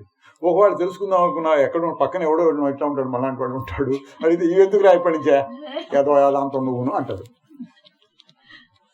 తెలీదు. అందుకని చాలా మంది ప్రశ్నలు వచ్చి దానికి చెప్తున్నాండి. శ్రవణాయాపి బహుభిర్యో న లభ్య. శ్రవణం కూడా చాలా మందికి దొరకదు. శృణ్వంతోపి బహవోయం న విద్యు. వింటూ కూడా తెలుసుకోలేరు చాలా మంది. చెప్తున్నారు, పురాణాలు చెప్తూ ఉంటారు. ఇప్పుడు టీవీలు వచ్చినాక రోజు పొద్దున ఒకడు, మధ్యాహ్నం ఒకడు, సాయంత్రం ఒకడు. యూట్యూబ్లు వచ్చినాక 24 గంటలు ఎప్పుడు ఎవడో ఏదో ఒకటి చెప్తూనే ఉంటాడు. ఒక్కొక్కడికి ఏదో 1 మిలియన్ వ్యూస్ ఇట్లాంటి ఉంటాయి. చూసేవాళ్ళు చాలా మంది ఉంటారు. అయినా పెద్ద మార్పేం ఉండదు. శృణ్వంతోపి బహవోయం న విద్యు. విని కూడా చాలా మంది దేన్ని తెలుసుకోలేరో అది ఆత్మస్వరూపం. విని కూడా తెలుసుకోలేరు. ఎందుకంటే ఏదో అది తెలుసుకున్నాం, ఇది తెలుసుకున్నాం. అసలు వాన ఎందుకు వస్తుందండి అన్నారు అనుకోండి. మనకెందుకు వాన ఎందుకు వస్తుంది అంటే కుతూహలం కోసం అడుగుతున్నాం మనం. వానని మనం ఏం చేయలేము. వాన ఎందుకు వస్తుందంటే ఇదిగో పొద్దున్న సముద్రాల్లో ఇక్కడ నీళ్లు ఉంటాయి చూడు, చెరువులు, అవన్నీ ఎండాకాలం వచ్చిన బాగా వేరెక్కి పైకి వెళ్తుంది, మేఘాలు తయారవుతాయి, మళ్ళీ కొంచెం చల్లగాలి రంగానే అంత పడుతుంది. ఇట్లా చెప్తారు మనకి సైన్స్లో అనుకోండి. ఇది తెలుసుకున్నంత ఏంటి లాభం? పెద్దగా లాభం ఏం లేదు, ఊళ్ళో తెలుసుకున్నాం కుతూహలం కోసం. అట్లాగే ఆత్మ అంటే ఏంటండి, అసలు నేనంటే ఏంటి? చచ్చిపోయిన తర్వాత మనిషి దయ్యం అవుతాడా, మనిషిగానే ఉంటాడా? ఇట్లాంటివి అడుగుతున్నారు అనుకోండి. ఇవన్నీ కూడా కుతూహలం కోసం వేసే ప్రశ్నలు. వాళ్ళకి అసలైన ఆత్మతత్వం అర్థం కాదు. ఆత్మ అంటే మారని వస్తువురా అని చెప్పాను అనుకోండి. ఇదేందిరా బాబు మారని వస్తువు మనకెందుకు? ఏదైనా మార్పులు ఉంటే కాస్త కుతూహలంగా ఉంటుంది, కాసేపు మాట్లాడుకోవచ్చు. మార్పు లేదు అని ఒక మాట చెప్తే అయిపోయా, ఏం కబుర్లు చెప్పుకుంటాం ఇంకా? ఏంటి సంగతులు? ఏం సంగతులు అంటే శరీరాన్ని గురించి చెప్పొచ్చు, ఇతర శరీరాల గురించి చెప్పొచ్చు, ఊళ్ళో వాళ్ళ గురించి చెప్పొచ్చు. మా ఊళ్ళో అందరూ ఆత్మలేనండి అన్నారు. సరే ఆత్మ ఎట్లా ఉంటాయంటే ఎవ్వడు మార్చలేదండి, అందరూ ఆకాశంలాగానే ఉంటారు. ఈ తర్వాత ఏముంది? ప్రపంచానికి ఏమైనా చేయాలనుకునే వాళ్ళకి నచ్చదు. అది శృణ్వంతోపి బహవోయం న విద్యు. దీన్ని విని కూడా చాలా మంది పట్టించుకోరు, ఉపయోగించదు కాబట్టి వాళ్ళకి. ఆశ్చర్యో వక్త కుశలోశ్య లబ్ధ. చెప్పేవాడు చాలా ఆశ్చర్యం, అంటే దొరకడం కష్టం. దాని గురించి సరిగ్గా చెప్పగలిగిన వాడు కష్టం అంట. ఆశ్చర్యో వక్త కుశలోశ్య లబ్ధ. దాన్ని పట్టుకోగలిగి అర్థం చేసుకోగలిగిన వాడు చాలా గొప్పవాడు. అటువంటి వాడు దొరకడం కూడా కష్టమే అన్నాడు. కుశలోశ్యలకు చాలా కుశలం, నేర్పరితనం ఉండాలి దాన్ని పట్టుకోవడానికి కూడా. కుశలోశ్య లబ్ధ ఆశ్చర్యో జ్ఞాత కుశలానుశిష్ట. కుశలమైన వాడు కుశలంగా చెప్తే, అంటే నేర్పరితనంతో చెప్తే, వీడు నేర్పరితనంతో పట్టుకుంటే అటువంటి వాడు చాలా ఆశ్చర్యము అన్నాడు. ఆత్మవిద్య సామాన్యమైనది కాదు. తెలిసినట్టుంటుంది, తెలియనట్టుంటుంది. అసలు తెలుసుకోవడానికి వచ్చేవాళ్ళే చాలా తక్కువ. వేల మందిలో ఎవడో ఒకనొకడు నన్ను చూడాలని అనుకుంటాడు. మనుష్యాణం సహస్రేషు అన్నాడు. వాళ్ళల్లో కూడా ఎవడో ఒకడు మాత్రమే నన్ను సరిగ్గా తెలుసుకోగలుగుతాడు అన్నాడు. ఎందుకని? ఎందుకని చాలా కుటుంబం ఏది మాట్లాడలేదు ఎంతసేపు చూసిన ఏది మాట్లాడలేదు. ఇంకో మాట చెప్పండి, అదే గాఢ నిద్ర అంటుంటారు వీళ్ళు. అంతే, వాడికి ఏం అర్థం కాదనమాట. తం దుర్దర్శం గూఢం అనుప్రవిష్టం. దుర్దర్శం చూడటానికి కష్టమైనటువంటి, గూఢం లోపల ఎక్కడ రహస్యంగా ఉంటుంది. అనుప్రవిష్టం గుహాహితం. గుహాహితం అన్నాడు. గుహలో ఉంటుంది అది, గుహలో దాచిపెట్టబడిందిట అన్నాడు. నిజంగా గుహలో ఉంటుందని కాదు, పైన చెప్పి చూసుకుంటూ వస్తున్నా, ఆత్మ అంతటా ఉంటుంది. ఈశావాస్యం మీద సర్వం. ఇక్కడ గుహాహితం అనేటువంటి కవిత్వం. ఆ గుహ ఏంటంటే హృదయం అనేటువంటిది గుహలాగా పోల్చాడు. అంటే ఎక్కడ కనపడకుండా దాక్కొని ఎక్కడో ఉంటుంది అనమాట అండి. దాన్ని వర్ణించడం కోసం గుహాహితం అన్నాడు. గుహలో దాక్కొని ఉంటుంది. ఏంటి ఆ గుహ? ఎక్కడుందండి గుహ అన్నా అనుకోండి, వశిష్ఠ గుహ చూసారు మీరు ఎప్పుడన్నా? వశిష్ఠ గుహ అని ఉంటుంది హిమాలయాల్లో ఎక్కడో. అక్కడికి వెళ్తే ఏమవుతుంది, ఏదో అయిపోతుంది అని వర్ణిస్తారు. ఇక్కడ కూర్చున్న వాళ్ళు ఉంటారు, వీళ్ళు ఉంటారు, పెద్ద పెద్ద ఋషులు ఉంటారు, మహర్షులు ఉంటారు. అక్కడ వెళ్ళి కూర్చుంటే చాలా ఏమో అయిపోతుంది అన్నట్టుగా చెప్తారు. కొంతమంది చూడాలని వెళ్తూ ఉంటారు కూడా. ఎక్కడ ఉంటుందంటే హిమాలయ పర్వతాలు ఎక్కడ ఉంటుంది అంటే వెతకాలి మనం. హిమాలయ పర్వతాలు అక్కడక్కడ కొన్ని అంటే కంతల్లాగా ఉంటాయి. ఆ కంతల్ని అంటే రాళ్ళు రప్పలు లేకుండా కంతల్లాగా ఉంటే మన ఇక్కడ ఎలుకలు పంది కుక్కులు ఇట్లాంటి బొరియలు చేసుకుంటే చూడండి మట్టిలో, అట్లా ఆ కొండల్లో కూడా అక్కడక్కడ కంతల్లాగా ఉంటాయి. వాటిని గుహలు అంటున్నారు.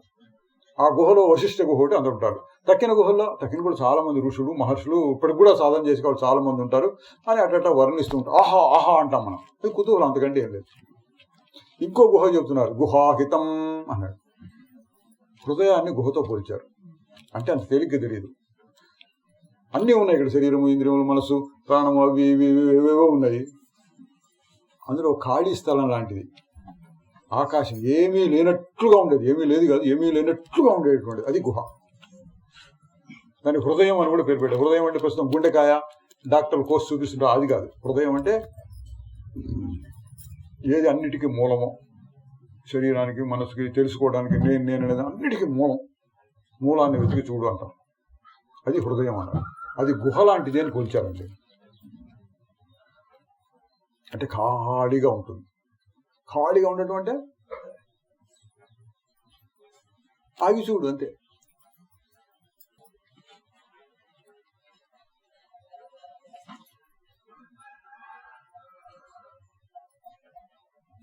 ఆ గుహలో ఏముంది? ఆగిపోయినప్పుడు అక్కడేం చెప్పడానికి లేదు. తర్వాత బయటకు వచ్చి కొంచెం ఆలోచిస్తే ఏదో ఉంది, ఒక శక్తి, తెలుసుకునే శక్తి, తెలివి, కొత్త తెలివి, దాన్ని తెలుసుకుంటాం. గుహాహితం గహ్పరిష్టం పురాణం అధ్యాత్మయోగాదిగమేన దేవం. అధ్యాత్మయోగం అంటే మన సాధనలు అనుకోండి. అధ్యాత్మయోగాదిగమేన దేవం మత్వా ధీరో హర్షశోకో జహాతి. దాన్ని తెలుసుకున్నటువంటి హర్ష శోకములు అంటే మనం చెప్పి సుఖ దుఃఖాలు, వాటిని తరిస్తాడు. గుహలో ఉన్న దాన్ని తెలుసుకుంటే శోకమోహాలు, రాగద్వేషాలు, సుఖ దుఃఖాలు అన్నీ పోతాయి. సుఖ దుఃఖాలన్నీ పోతే మంచిదా చేయడం అంటే కొంచెం అనుమానిస్తారండి. దుఃఖం పోతుందన్నారు, బాగానే ఉందండి, అంటే సుఖం కూడా అంటున్నారు. సుఖ దుఃఖాలు రెండు పోతే ఎట్టా? పుణ్యపాపాలు రెండు పోతే, అమ్మో పుణ్యం పోతే ఎట్టా? నేను అంత కష్టపడాను, అక్కడ దాకా వెళ్ళి వెంట్రుకలు ఇచ్చి వచ్చాను, ఆ పుణ్యం పోతే ఎట్టా? అంటే పోతుందండి. ఆత్మను తెలుసుకుంటే అన్నీ పోతాయి.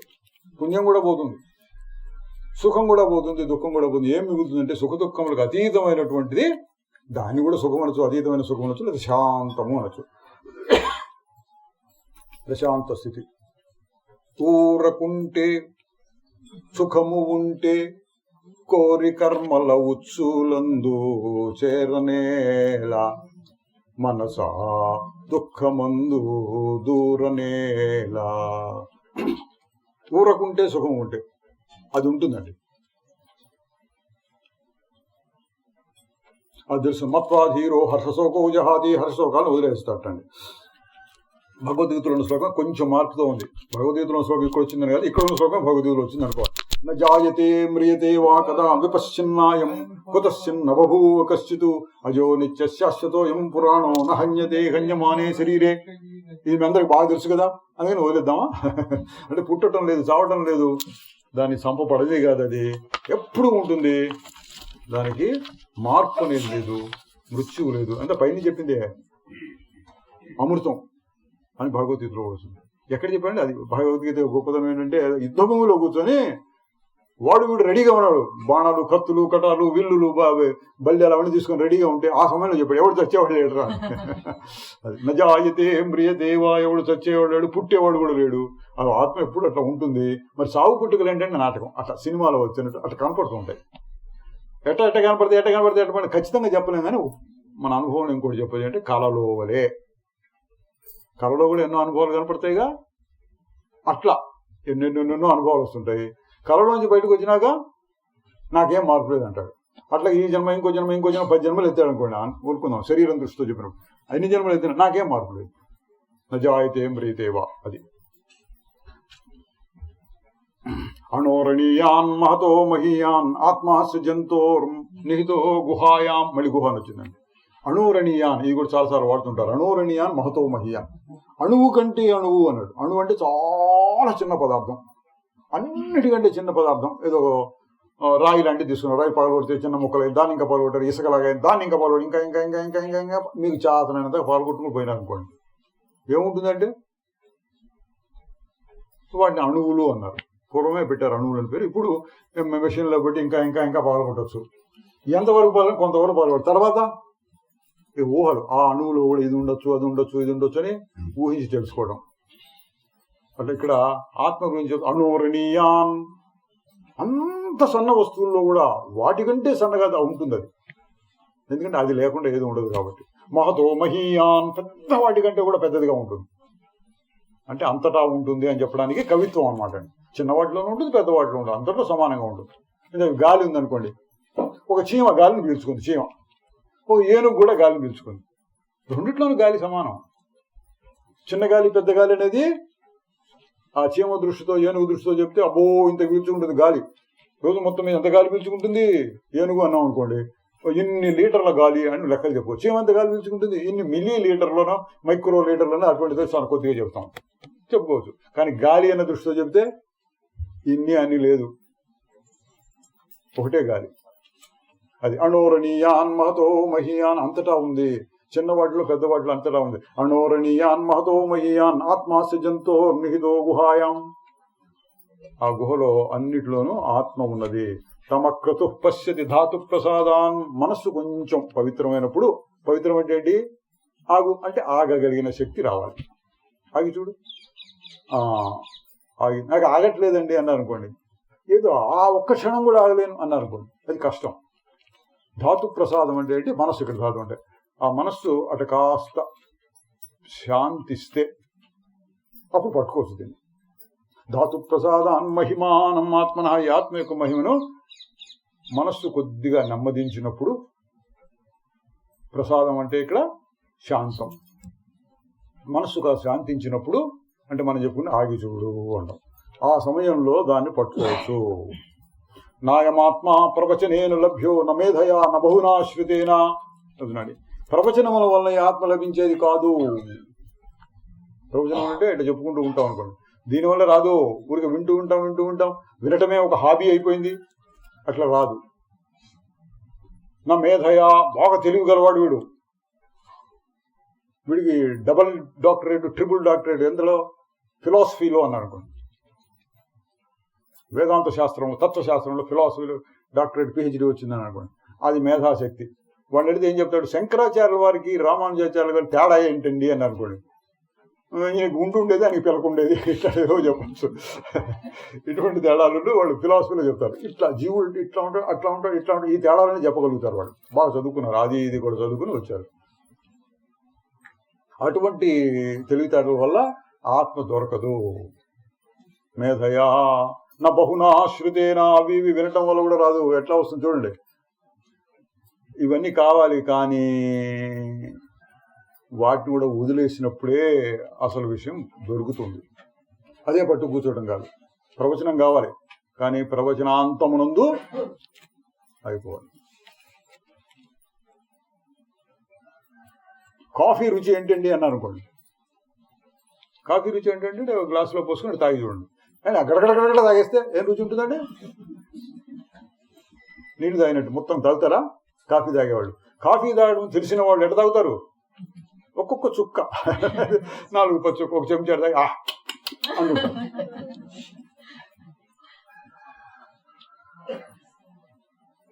రుచి తెలుసుకోవడం అంటే అట్లా. ఏం జరుగుతుంది అక్కడ? కాసేపు ఆగుతున్నారు. ఒక కుక్కకి ఇంకొక కుక్కకి లేదా ఒకసారి టెస్ట్ పట్టడం మీద 4 తగిలించడానికి మధ్యలో కొద్దిసేపు విరామం. ఆ విరామంలో టేస్ట్, అసలు దాన్ని టేస్ట్ చేస్తున్నారు. శాంతం. అన్నప్పుడు బాగుంది. మనస్సు కాసేపు నిలుస్తుంది. మీకు తెలియదు మన మనస్సు నిలుస్తున్నట్టు. ఆ మనస్సు నిలుస్తుంది. మనస్సు నిలిచిన స్థితినే అనుభవిస్తున్నారు అందరూ కూడా. ఏ అనుభవం, విశేషకంలో కూడా ఆ అనుభవం కలుగుతుంది. ఆగిపోయిన స్థితి మనకు తెలియకుండా కొద్దిసేపు కలుగుతుంది. దానికోసమే అందరూ రకరకాల సాధనాలను, రకరకాల పద్ధతుల్లో సుఖాన్ని పొందాలని చూస్తున్నారు. తెలిసిన వాడేంటి అంత గౌరవం ఎందుకండి? కాఫీ తాగకుండానే అట్లా ఆగిపోయింది అనుకోండి, అన్నా నేను తాగకుండా నేను అన్నాను అనుకోండి, ఆ సుఖం వస్తుంది కదా. చేతనైతే వస్తుంది. అనుభవించకుండానే అనుభవించిన వాని వలె అంటే వస్తుంది.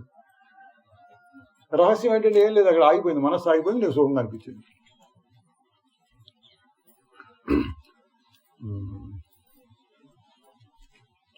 ఏష సర్వేషు భూతేషు అదేనా నాయమాత్మ ప్రవచనేన లభ్యో నమేధయా నబహునా శృతేన. ఎన్నో ఎన్నో వినటం వల్ల, ఎన్నెన్నో చదవటం వల్ల రాదో అవన్నీ ఆగిపోయినప్పుడు వస్తుంది అని అర్థం. మరి ముందే రావచ్చు కదండి, రాదు. చదివి చదివి ఆగాలి, విని విని ఆగాలి, తిని తిని ఆగాలి. చిన్న సుఖం ఎప్పుడు వస్తుందండి? తింటూ ఉండరంటే వాడి కడుపు పగులుతుంది. చాలు చాలు చాలు చాలు బాబోయ్ దోక్కుంటాడు. ఎప్పుడు వస్తుంది? తిని తిని ఆగాలి, తాగి తాగి ఆగాలి, ఇంక చాలు అని. చాలు అన్నప్పుడు వస్తుంది వాడికి తృప్తి. అట్లాగే ఇక్కడ ప్రవచనాలు కూడా అంతే. అది విన్నాం, ఇది విన్నాం, ఈ పుస్తకం ఆ పుస్తకం ఆగాలి. యమే వైశవృణుతే తేన లభ్య. అది ఆ పరమాత్మ అనుగ్రహం ఎవడి మీద ఉందో వాడికి అది దొరుకుతుంది అన్నాడండి. అంత గొప్పగా చెప్పారు. తర్వాత ఇంకొక ముఖ్యమైన శ్లోకం ఉందండి, కఠోపనిషత్తు. యచ్చేద్వాంగ్ మనసి ప్రాజ్ఞ తద్యచ్చేద్ జ్ఞానమాత్మని, జ్ఞానమాత్మని మహతిని యచ్చే తద్యచ్చేద్ శాంతాత్మని. మనస్సును తీసుకెళ్లి జ్ఞానం కలిగిన వాడు కాదు, వాక్కుని తీసుకెళ్లి మనసులో పెట్టమన్నాడు. వాక్కుని తీసుకెళ్లి మనసులో పెట్టడం ఏంటంటే ఇవంతా కవిత్వంతో చెప్పే మాటలు. వాక్కుని తీసుకెళ్లి మనసులో పెట్టడం అంటే ఆగు అని. ఊరికే లొడలొడ వాగుతున్నావు ఇందాక, కాసేపు ఆగు అని నాకు చెప్పినట్టు. వాక్కుని తీసుకెళ్లి మనసులో పెట్టు అంటే ఊరుకుంటున్నా లోపల లోపల ఆలోచిస్తూ ఉంటుంది. యచ్చేద్వాంగ్ మనసి ప్రాజ్ఞ. వాక్కుని మనస్సులో పెట్టు అంటే ఆపేసేసి. ఇప్పుడు మనం బయట పుణ్యం వస్తుందండి. ఏం పుణ్యం వస్తుంది? పంచాక్షరి మంత్రం ఉపదేశం చేయమంటారా మీకు? పంచాక్షరి మంత్రం అందరికీ తెలిసిందే. ఉపదేశం చేయమంటారా? అట్లా చెప్పుకున్నాడు. దాని పై చెప్పమంటాం. ఇంకా పెద్దగా పడుతుంటే సంకీర్తనలు అంటారు. లోపల లోపల అనుకుంటుంటే అది లోపల మానసిక చెప్పమంటారు. అది కూడా సన్న ఇంకా ఇంకా ఇంకా సన్నపడితే ధ్యానము అంటారు. అట్లా ఆగిపోతే సమాధి అంటారు. ఇట్లా క్రమక్రమంగా లోపలికి వెళ్ళటం అనమాట. అదండి వాక్కుని తీసుకొచ్చి అంటే మాట్లాడటం. వాక్ అంటే ఇక్కడ అన్ని అనుకోండి, ప్రాపంచిక కర్మలన్నీ. ఒక వాక్ అంటే ఒక వాక్, ఈ వాక్ అనే కాదు, చూడటం వినటం అటువంటి వాడన్నీ కూడా తీసుకొచ్చి మనస్సులో పెట్టు అంటే ఇదంతా ఆగిపోయి ఇక్కడంతా ఆగిపోయి లోపల తిరుగుతూ ఉంటుంది.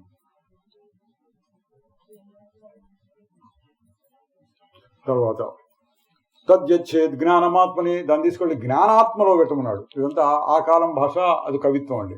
జ్ఞానాత్మలో పెట్టడం అంటే ఏంటి? ఇందాక మనం తెలివి, ఆ తెలుగులోంచే కదా ఇవి వస్తున్నాయి.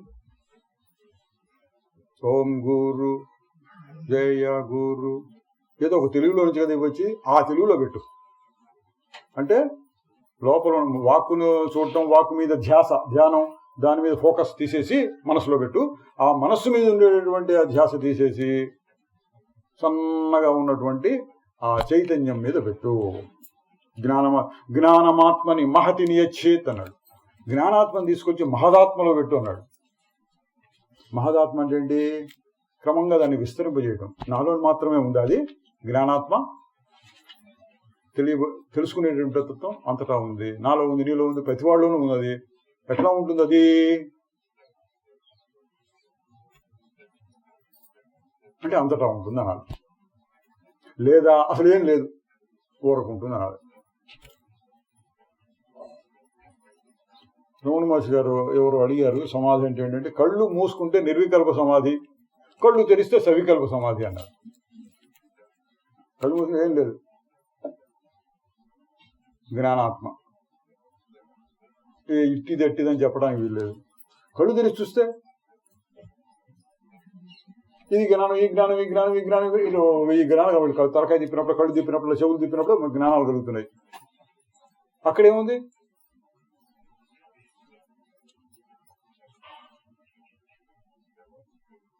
ఎన్ని జ్ఞానాలకి ఆధారంగా శుద్ధమైన తెలివే, మార్పు లేని తెలివి. నా తెలివి శుద్ధంగా ఉంది, అటు గాఢ నిద్రలో ఉన్నట్టు ఉందనుకోండి, నేనేం పట్టించుకోను. అటు కళ్ళు తెరిచాను, ఇవన్నీ కనపడుతున్నాయి. ఇవన్నీ ఎక్కడున్నట్టు? ఇప్పుడు ఆ తెలివిలోనే ఉన్నాయి. వీరు ఫలానా అని అనుకోండి, ఆ వీరు ఫలానా అనే జ్ఞానం ఎక్కడ పడింది? మనసులో పడింది. ఆ మనసు ఎక్కడుంది? దానికంటే ఆధారంగా సూక్ష్మంగా ఉన్నటువంటి తెలివిలో పడింది. అంటే ప్రపంచం అంతా తెలివే. చూడండి, సర్వభూతస్థమాత్మానం సర్వభూతాని జాత్మని అన్నాడు. ఇది చాలా చోట్ల వస్తుంది, చాలా ఉపనిషత్తులో వస్తుంది, భగవద్గీతలో వస్తుంది, ఆ యోగ భాషలో చాలా చోట్ల. అన్నిటి యందు ఆత్మస్వరూపాన్ని, ఆత్మస్వరూపంలో అన్నింటినీ చూస్తాం. అట ఊరక చూస్తాం, అంతా ఒకటే స్వరూపము. నేను అనొచ్చు, నేనే అంతా అనొచ్చు, లేదా అంతా పరమాత్మ అనొచ్చు, అసలు ఏమనకుండా అంతా ఒకటే అనొచ్చు. అణురణీయాన్ మహతో మహయాన్ వచ్చింది, అది ఇందాక వచ్చింది. అది జ్ఞానమాత్మని మహతిని చేత్.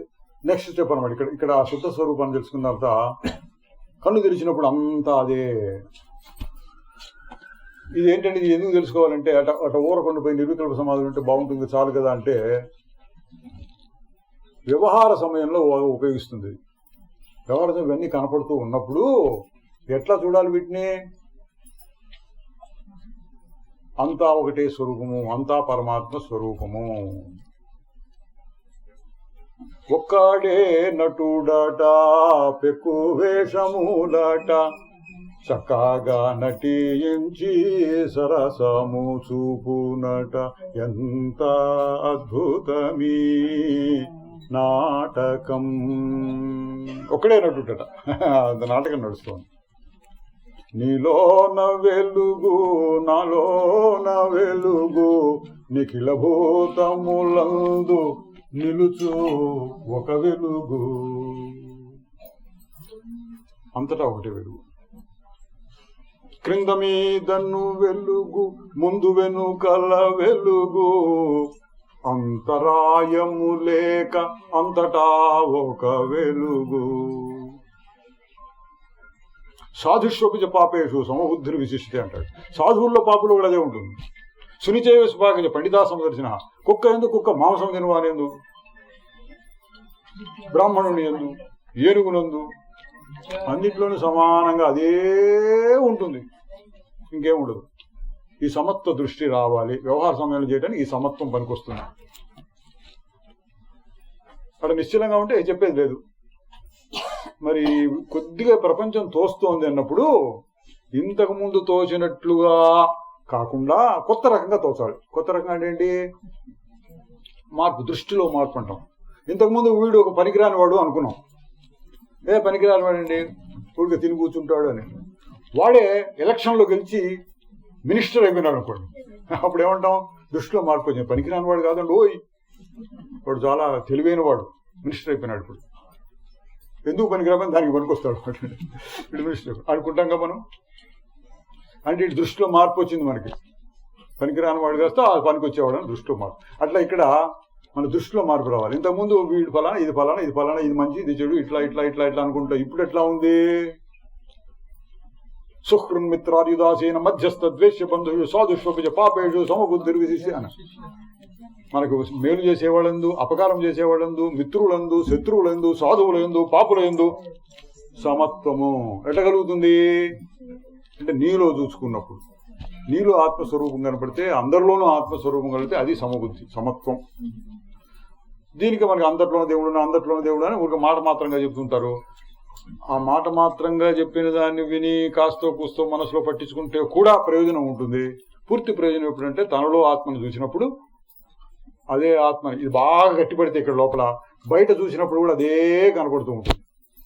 ఎందుకని వాడి దృష్టి అంతా లోపల ఉంది, మారందానం ఉన్నప్పుడు ఇందులో కూడా మారుతుంది అనిపిస్తూ ఉంటుంది.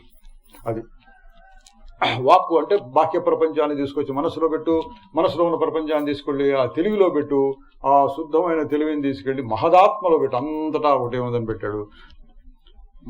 తద్యచ్చేత్ శాంత ఆత్మని, దాన్ని కూడా తీసుకెళ్ళి ఎక్కడ పెట్టమన్నాడంటే శాంతమైన ఆత్మలో పెట్టుకున్నాడు. శాంతాత్మ అంటే అట్లా ఓరక ఉండేటువంటి ఆత్మ. ఇది ఏం లేదు, అదేం లేదు, ప్రపంచం లేదు, సాధనం లేదు, పురుషుడు సమత్వం లేదు, అసమత్వము లేదు, అదే ఏమి లేదు. ఏదైనా ఉంటే కదా ఇదే అదే అన్ని ఒకటే కాదా అని చెప్పుకోవడం అసలు ఏమనిపించట్లా. శాంతం అన్నాడు. తజ్జచ్చే శాంత ఆత్మని అంటే ఏం ఆలోచనకుండా ఉండవు. మౌన వ్యాఖ్య ప్రకటిత పరబ్రహ్మతత్వం వివానం అన్నాడు. మౌన వ్యాఖ్యతో ప్రకటింపజేశారు దాన్ని.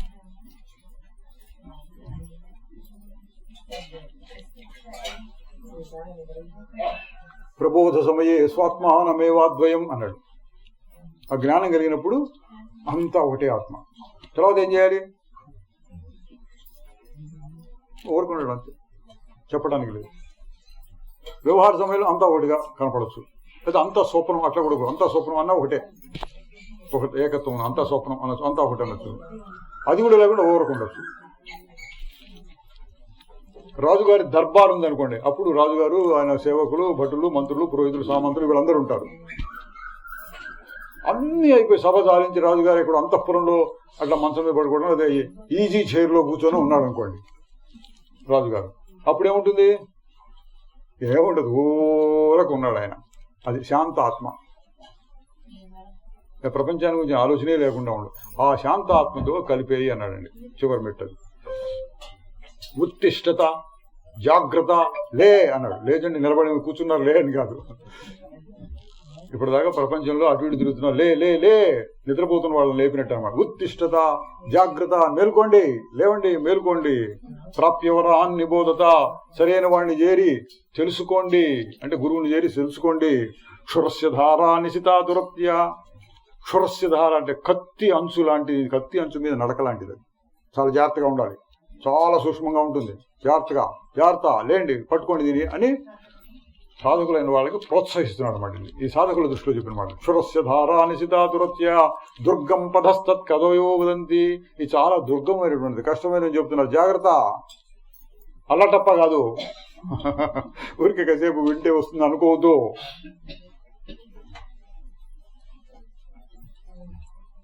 క్షురస్య ధారా నిశితా దురత్యయ. మీ కత్తి ఎప్పుడు మాకు పదును పెట్టి ఉండాలి. పదును పెట్టడం ఎట్లాగు అని కూడా యూట్యూబ్లో చూపిస్తుంటాడు. అట్లా మీ కత్తినప్పుడు పదును పెడుతూ ఉండాలి. క్షురస్యధారా నిశితా దురత్య దుర్గం పదస్తత్కవయో వదంతి. అది చాలా కష్టమైనటువంటి విషయం. సూక్ష్మమైన బుద్ధితో ఎప్పుడు చూస్తూ ఉండు. కొంచెం అడుపడ్డ ఇటుపడ్డ జాగ్రత్తగా లేకపోయినా కోసుకుంటుంది జాగ్రత్త.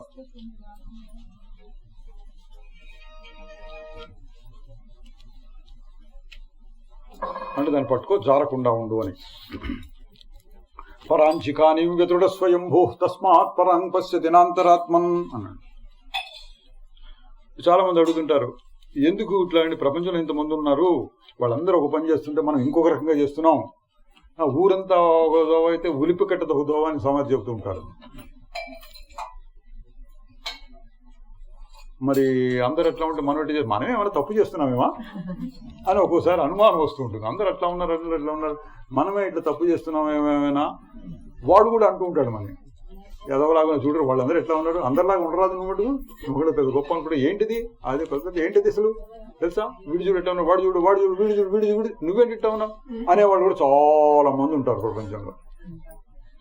అవి విని విని వీడు కూడా అనుకుంటాడు నిజమే కాములు, నేను పనికిరాని వాడిని కావాలి, నేను చేసే తప్పు పని కావాలి అని కూడా అనిపిస్తూ ఉంటుంది. అట్లా ఉంది. దానికి చెబుతున్నా పరాంచికాని వెదురుణ స్వయంభూ. మన ఇంద్రియములన్నీ బహిర్ముఖ దృష్టి కలిగేటట్టుగా తయారు చేసేట ఎవరు సృష్టికర్తే అలా చేశాడు. అంతర్ముఖ దృష్టి అంత తేలిగ్గా కరగదు. బహిర్ముఖం అంతర్ముఖం అంటే బాగా ఇది ఇది ఇదేమిటి ఇదేమిటి ఇదేమిటి ఇదేమిటి అట్లా పోతూ ఉంటుంది. అంత దూరమైన అంత లోపల తిరిగి ఇదేమిటి ఇదేమిటి ఇదేమిటి లోపల అడగడు. ఏదో ఆలోచన వచ్చిందంట, ఏంటి ఆలోచన? సుఖం అంటే ఏంటి, సుఖం అంటే దుఃఖం, ఏంటి దుఃఖం అంటే, ఇటువంటి ఆలోచనలు రావుట. అది సృష్టికర్తే చేశాడు. ఎవరిది తప్పు ఇప్పుడు? కేసు ఆయన మీదే పెట్టాలి. సృష్టికర్త అట్లా తయారు చేశాడు. పరాంచికాని వెదురుణ స్వయంభూ తస్మాత్ పరాం పశ్యతి. పరాం బయట చూస్తూ ఉంటుంది, నా అంతరాత్మని చూడదు. మరి ఎట్టాగండి అంటే ఊరికే చెప్పాను కానీ కొంతమంది ఉంటారు చూసేవాళ్ళు. ఎవడు కశ్చిత్ ధీర అని మంచి పేరు పెట్టాడండి. కశ్చిత్ ధీర ఎవడో ఒకనొక ధీరుడు. మత్స్యంత్రాన్ని కొట్టాడండి ఎవడో ఒకనొక ధీరుడు. అర్జునుడు మాత్రం కొట్టగలిగాడు. అందరూ చాలా మంది వీరులు వచ్చారు, ఎవడు కొట్టలేకపోయాడు. అర్జునుడు ఒక్కడు కొట్టగలిగాడు. పాశుపతాస్త్రాన్ని సంపాదించాడు. మహాభారతం మొత్తం మీద అర్జునుడు ఒకడికి ఉంది పాశుపతాస్త్రం. ఒక ధీరుడు అన్నమాట. ఎట్టా వచ్చిందంటే ఎట్టాగో వచ్చింది అది. కశ్చిత్ ధీర ఏదో ఒకడు ఏ సబ్జెక్ట్లోనైనా ఏ రంగంలోనైనా నిష్ణాతులైన వాడు పైకి ఇంకా ఇంకా ఇంకా ఇంకా ఇంకా పైకి వెళ్ళిన ఎవడో ఒకడు ఉంటాడు. ఎవరెస్ట్ శిఖరం ఎక్కగలిగిన వాళ్ళు ఎవరో కొద్ది మంది ఉంటారు. ట్రిపుల్ సెంచరీలు చేసిన వాళ్ళు క్రికెట్లో 300 ఓవర్లు చాలా తక్కువ మంది ఉంటారు. సెంచరీలు చేసిన వాళ్ళు కొద్ది మంది ఉంటారు. డబుల్ సెంచరీ వాళ్ళు కొంతమంది ఉంటారు. ట్రిపుల్ సెంచరీలు చేయడం ఇంకా తక్కువగా ఉంటారు.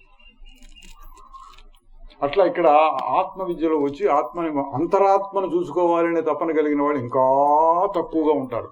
కశ్చిత్ ధీర అంటే ఎవడో ఒకనొక ధీరుడు అండి. ఎవడా ధీరుడు అండి? మీరందరండి. మీరందరూ దాన్ని తెలుసుకోవాలనుకుంటున్నారు కదా. మనందరం అనుకోండి, మనందరం కశ్చిత్ ధీరాహ, మనందరము కశ్చిత్ ఎవరో ఒకనొక ధీరుడు అటువంటి పవిత్రకు వచ్చారండి. అందుకని బయట ఎవడన్నా మిమ్మల్ని ఏమనంటే సరేలే అని ఓర్చుకోండి. కాసేపు వాడితో ఆర్గ్యుమెంట్ గడిచి జడబడతాడు. ఇంకా సరే అనుకోండి. కానీ అసలు విషయం మనకి ఇక్కడ ప్రమాణం ఉంది. కశ్చిత్ ధీర ఎవడో ఒకనొక ధీరుడు అంతరాత్మను చూస్తూ ఉంటాడు, చూడాలని అనుకుంటాడు.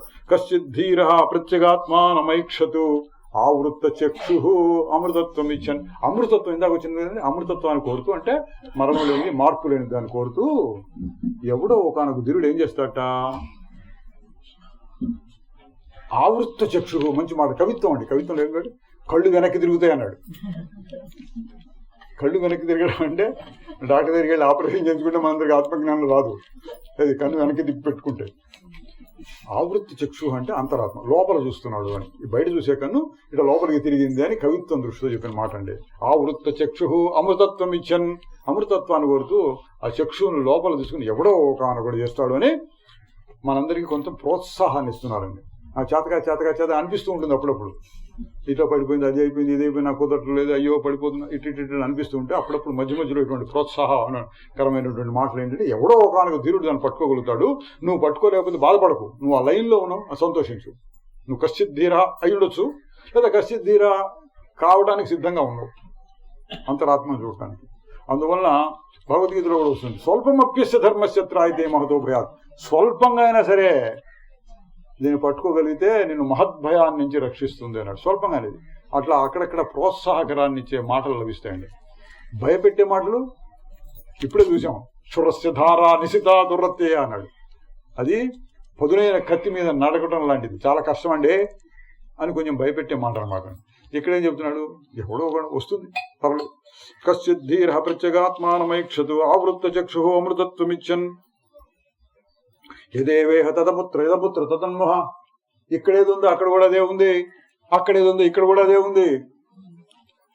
స్వర్గానికి వెళ్ళాలని కోరుకుందా మీకు ఎవరికైనా? స్వర్గానికి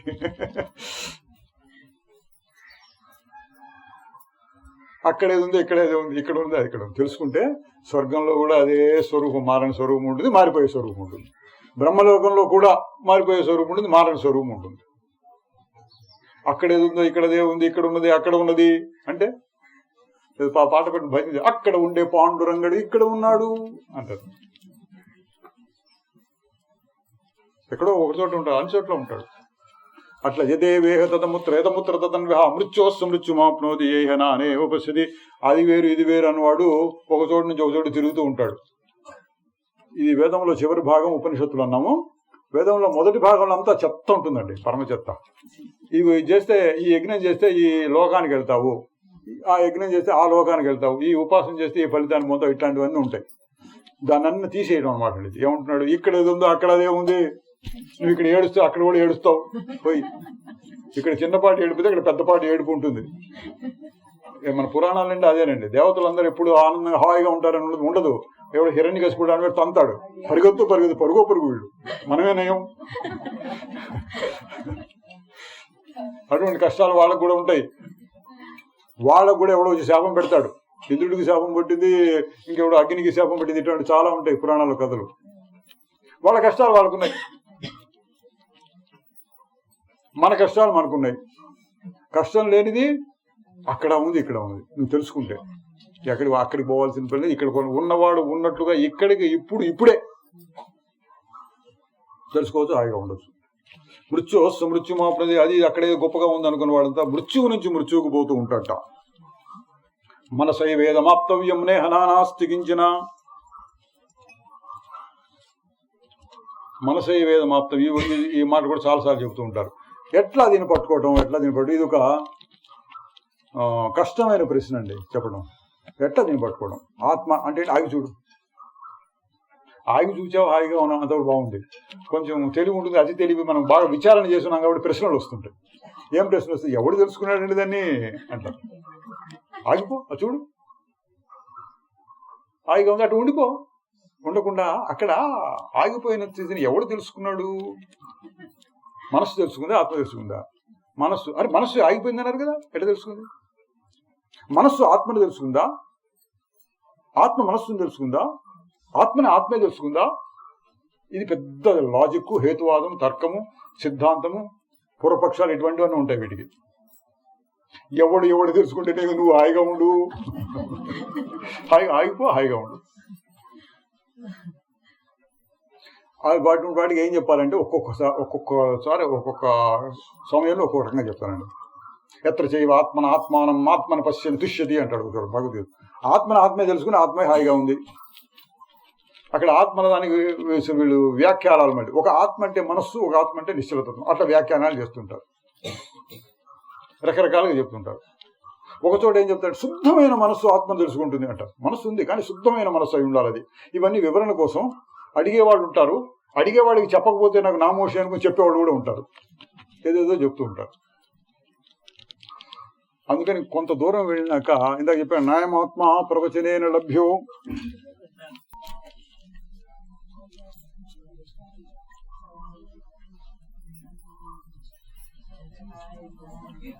మనసైవేదమాప్తవ్యం నేహ నానాస్తి కించన. మృత్యోస్స మృత్యుమాప్నోతి యైహ నానేవ పశ్యతి.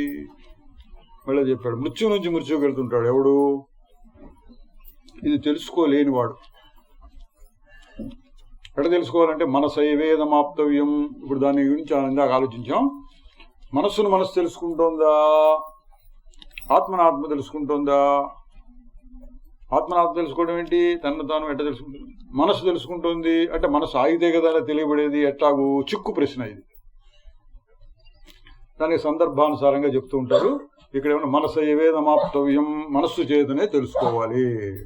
ఎటువంటి మనస్సు అంటే సంస్కరింపబడిన మనస్సు, శుద్ధమైన మనస్సు. శుద్ధమైన మనస్సు అంటే రకరకాల గందరగోళం లేకుండా, గజిబిజి లేకుండా చెప్పింది చెప్పినట్టుగా అట్లా పట్టించుకునే మనస్సు.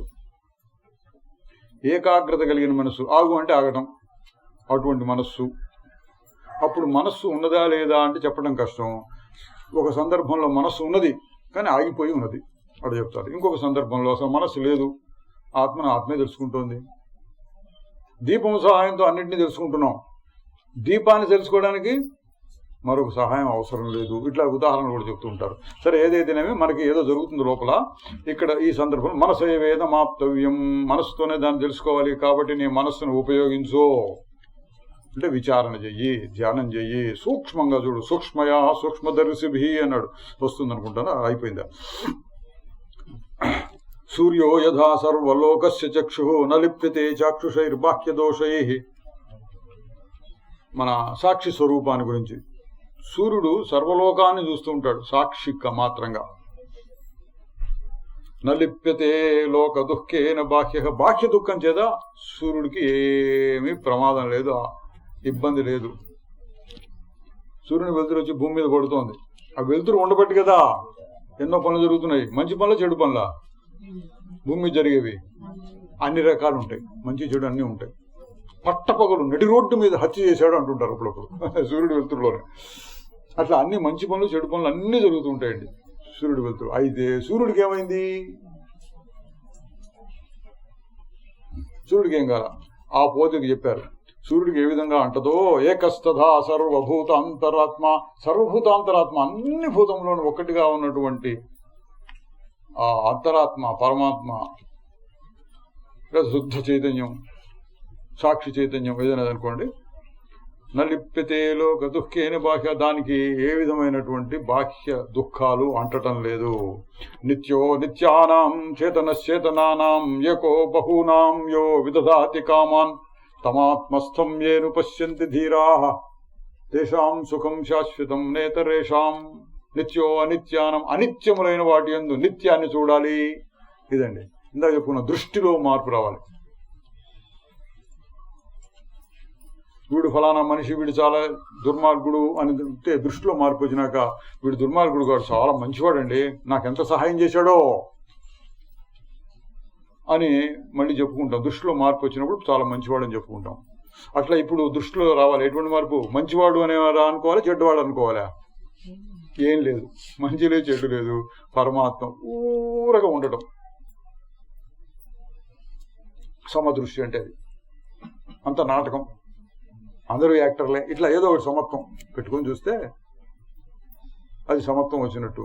అది దృష్టిలో మార్పు. అటువంటి దృష్టిలో మార్పు నువ్వు చెప్తున్నావు. ఎట్లా? అనిత్యములైన వాటి యందు నిత్యాన్ని చూడాలి అన్నాడు. మారిపోతుంది, ఏది మారట్లేదని చూడాలి. సముద్రం దగ్గరికి వెళ్ళారనుకోండి, అలలు పైకి కిందికి వస్తున్నాయి, తుప్పరలు లేగుతున్నాయి. అక్కడ అదేమంటారు, నురుగు బాగా వస్తుంది. అప్పుడు ఏం చూడాలి మీరు? మారనిది ఏమిటి? నీరు. నీటి దృష్టితో చూసినప్పుడు మారని దృష్టి కలిగినట్టు మీరు. నిత్యో అనిత్యానాం అంటే అది అనిత్యంలో. ఇప్పుడు ఇంతమంది ఉన్నారు అనుకోండి, ఇప్పుడు మాట్లాడుతున్నాం, మాటలు అనేవి మార్పులు, ఫ్యాన్ తిరుగుతున్నాయి, ఇది ఒక మార్పు, బయట వాతావరణం మార్పు. ఇప్పుడు నిత్యం చూడమంటే ఇందులో వీటిల్లో నిత్యో అనిత్యానం. ఏ నిత్యం ఏంటి ఇందులో?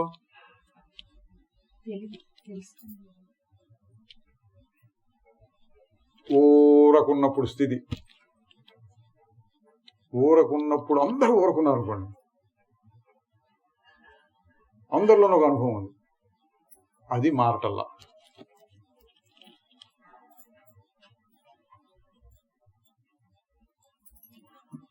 అందరు కలిసిపోయినట్టే. అప్పుడు అక్కడికి వెళ్ళినప్పుడు మా దొడ్లో బావి, మీ దొడ్లో బావి, వాడి దొడ్లో బావి, లోతుకి వెళ్ళి చూస్తే అంతా ఒకటే నీరు. అండర్ గ్రౌండ్ వాటర్ అంటారు. భూమిలో ఉన్నటువంటి నీరు అందరిది ఒకటే. ఎవడు బావి తవ్వుకుంటే వాడికి పడుతుంది. అట్లా లోతుకి వెళ్ళి చూస్తే అందరిలోనూ ఒకటే తెలివి, శుద్ధమైన చైతన్యం. అది నిత్యో అనిత్యానం. లేదా అందరిలోనూ పరమాత్మ దృశ్యం. అందరిలో పరమాత్మ. ఎట్లా పరమాత్మ ఉన్నాడు? అందరిలో తెలుసుకునే శక్తి ఉంది కాబట్టి. బాక్యం పై కొంచెం చెప్పాలంటే అర్థమయ్యేటట్టు, అందరిలోనూ తెలుసుకునే శక్తి ఉంది కాబట్టి అందరూ మారిపోతున్నారు. అందరిలోనూ మారకుండా ఉండే శక్తి ఉంది. ఏది మారకుండా ఉంటుందంటే ఏదో ఒకటి ఉంటుంది. మనిషి చచ్చిపోయినా అనుకోండి, చచ్చిపోయినాక శరీరం శవం అయిపోతుంది, దాన్ని కాల్ చేస్తున్నారు లేదా పూడి చేస్తున్నారు. తర్వాత ఏముంటుందండి అంటే బూడిద ఉంటుంది. తర్వాత ఏమవుతుందండి? మట్టిలో కలిసిపోతుంది. తర్వాత ఏమవుతుంది? భూమి ఉంటుంది.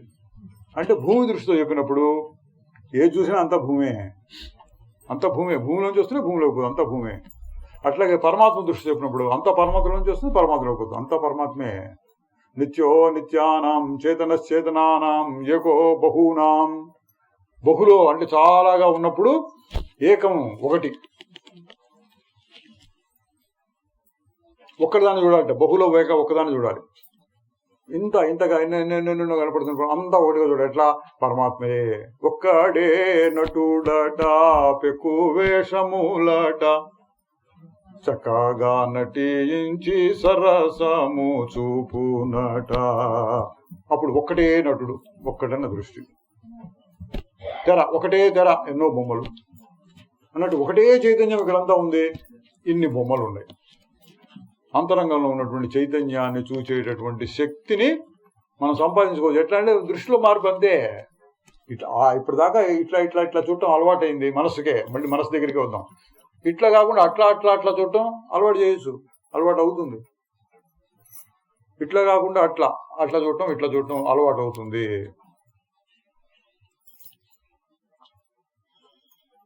ఎట్లా అలవాటు చేయొచ్చండి అంటే మనసుకు ట్రైనింగ్ ఇవ్వాలి. ఇట్లా చేయటం మొదట్లో చెప్పాలి, ఇట్లా ఇట్లా చెప్పాలి, అట్లా అట్లా చెప్పాలి. తర్వాత ఒక ట్రైనింగ్, ఏమని? ఇది కాదు అది, ఇది కాదు అది, ఇది కాదు అది అనేట్టు ట్రైనింగ్ ఇవ్వాలి. నిత్యో నిత్యానాం చేతనశ్చేతనానాం ఏకో బహూనాం యో విదధాతి కామాన్ తమాత్మస్థం ఏను పశ్యంతి ధీరాః తేషాం సుఖం శాశ్వతం నేతరేషాం.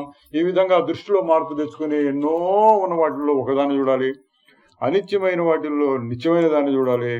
అటువంటి వాడికే శాంతము సుఖము కలుగుతాయి, ఇతరులకు కలగదు. వేరు వేరు వేరు వేరు అంటే దాన్ని ద్వైత దృష్టి, బాహ్య దృష్టి, పృథక్ దృష్టి, ఇట్లా రకరకాల పేర్లు చెప్తారు. ఒక్కటైన దృష్టి, అంతా ఒకటి, అంతా పరమాత్మ, అంతా పరమాత్మ, అంతా పరమాత్మ, అంతా పరమాత్మ. స్కూల్కి వెళ్ళామనుకోండి, 50 మంది పిల్లలు పాటలు పాడుకుంటున్నారు, పాఠాలు నేర్చుకుంటున్నారు. ఇందులో మన కుర్రాడు ఎక్కడ అని తీసుకుని వాడిని ఇంటికి తీసుకొచ్చుకుంటాం. స్కూల్లో పిల్లలు ఆ స్కూల్లో టీచర్లు కూడా వీడు ఫలానా వాడు గుర్తిస్తే గుర్తిస్తారు. పైనుంచి ఎవడో ఆఫీసర్ వచ్చారనుకోండి, వాడు ఏం చూస్తాడు? ఈ స్కూల్లో ఈ ఊళ్ళో స్కూల్ ఎట్టా ఉంది, ఆ ఊళ్ళో స్కూల్ ఎట్టా ఉంది, ఇట్లా పరిశీలిస్తుంటారు. మరి రాష్ట్రం మొత్తం మీద చూశారనుకోండి, సెక్రటరీ గారు లేకపోతే ఏదో చీఫ్ మినిస్టర్ అటువంటి వాళ్ళు ఎట్లా ఉంటారు? ఈ ఊళ్ళో స్కూలు అంత బాగాలేదు, ఆ ఊళ్ళో స్కూల్ బాగుంది, ఈ స్కూల్లో విద్యార్థులు సరిగా చదువుకోవట్లేదు, అక్కడ అందరూ చాలా మంది ఎక్కువ మంది పాస్ అవుతారు, అట్లా చూస్తుంటారు వాళ్ళు. ఫలానా స్టూడెంట్ ఫలానా అనే ఫలానా ఉండదు, ఇంకా అంతా కలిపి చూస్తుంటారు. స్కూల్ అంతా కలిపి, ఈ ఊరు స్కూల్ ఆ ఊరు స్కూల్. మన రాష్ట్రం పోటీలు వచ్చినాయనుకోండి, మన తెలంగాణలో స్కూల్ బాగా పనిచేస్తున్నాయి, ఆంధ్రప్రదేశ్లో స్కూల్ బాగా పనిచేస్తున్నాయి అన్నప్పుడు తెలంగాణలో 1000 స్కూళ్ళు ఉన్నా, ఆంధ్రప్రదేశ్లో 1000 స్కూళ్ళు, అన్నింటినీ కలిపి పరిశీలన చేస్తుంటారు. అట్లా దృష్టిలో మార్పు అంటే అది అట్లా వస్తుంది. అట్లా మీరు ఇప్పుడు దృష్టిలో మార్పు తెచ్చుకొని చూడొచ్చు. ఎట్లా? వీడు వీడు వీడు అనే బదులు పరమాత్మే. చెమట పోస్తుంది ఎవరికండి? పరమాత్మకే చెమట పోస్తుంది అని కాదు, పరమాత్మకి చెమట పోస్తుంది, పరమాత్మ విసురుకుంటున్నాడు. అయితే నీకేంటి? పరమాత్మకి ఏం లేదు. అదా ఏం చెప్పినా సరే పరమాత్మ అన్నాం అనుకోండి, అది ఆ దృష్టిలో మార్పు ఇంకో రకంగా ఉంటుంది.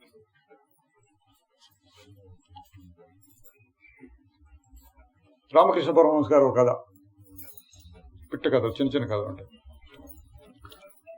ఒకసారి వాడు బట్టలు నేసి అమ్ముకుంటూ ఉంటాడు, తనే అమ్ముకుంటూ ఉంటాం అని ఊళ్ళు తిరుగుతూ ఉంటాడు. చాలా మంచివాడు. వాడు నోరు తెస్తే రాముని దయవలన అంటుంటాడ. ఏదొచ్చినా సరే ఊరికే నోటి మాటగా కాదు, నిజంగానే అనుకుంటాడు అన్నమాట. ఒకరోజు ఏదో ఊరికి అమ్ముకోవడానికి వెళ్ళి చీకటి పడింది. తర్వాత ఎవరో అరుగు మీద పడుకున్నాడు, బయట తలుపులేసి పడుకుని, బయట అరుగులు ఉండేవి పూర్వం, ఆ అరుగు మీద పడుకున్నాడు ఇంటికి వెళ్ళడానికి కుదరక. ఆ ఊళ్ళో దొంగలు పడ్డారు, పెద్ద పెద్ద వాళ్ళ ఇళ్లలో పడ్డారు, చాలా దోచుకున్నారు, బరువులు పట్టుకొస్తున్నారు. వాడు కూలివాడు కావాల్సి వచ్చాడు బరువులు మోయడానికి. వీడు పట్టుకున్నాడు, వీడికి బెదిరించారు, కత్తి చూపించారు, బెదిరించారు, మోసుకురమ్మన్నాడు. సామాన్లు వీడు కూడా మోసుకొని వెళ్తున్నాడు, వాడు అంబడి వెళ్తున్నాడు, అంత ఊరికి వెళ్ళమన్నాడు, వెళ్తున్నాడు. కొంత దూరం అయినాక రాజభటులు అంటారు, ఇప్పుడు ప్రస్తుతం పోలీసులు అనుకోండి. పోలీసులకి తెలిసింది ఈ విషయం, వాళ్ళు వెంబడబడ్డారు. వీళ్ళు ఫలానా వాళ్ళని గుర్తించారు, దొంగలు వెంబడబడ్డారు. వాళ్ళు దొంగలు గమనించారు పోలీసులు వస్తున్నారు.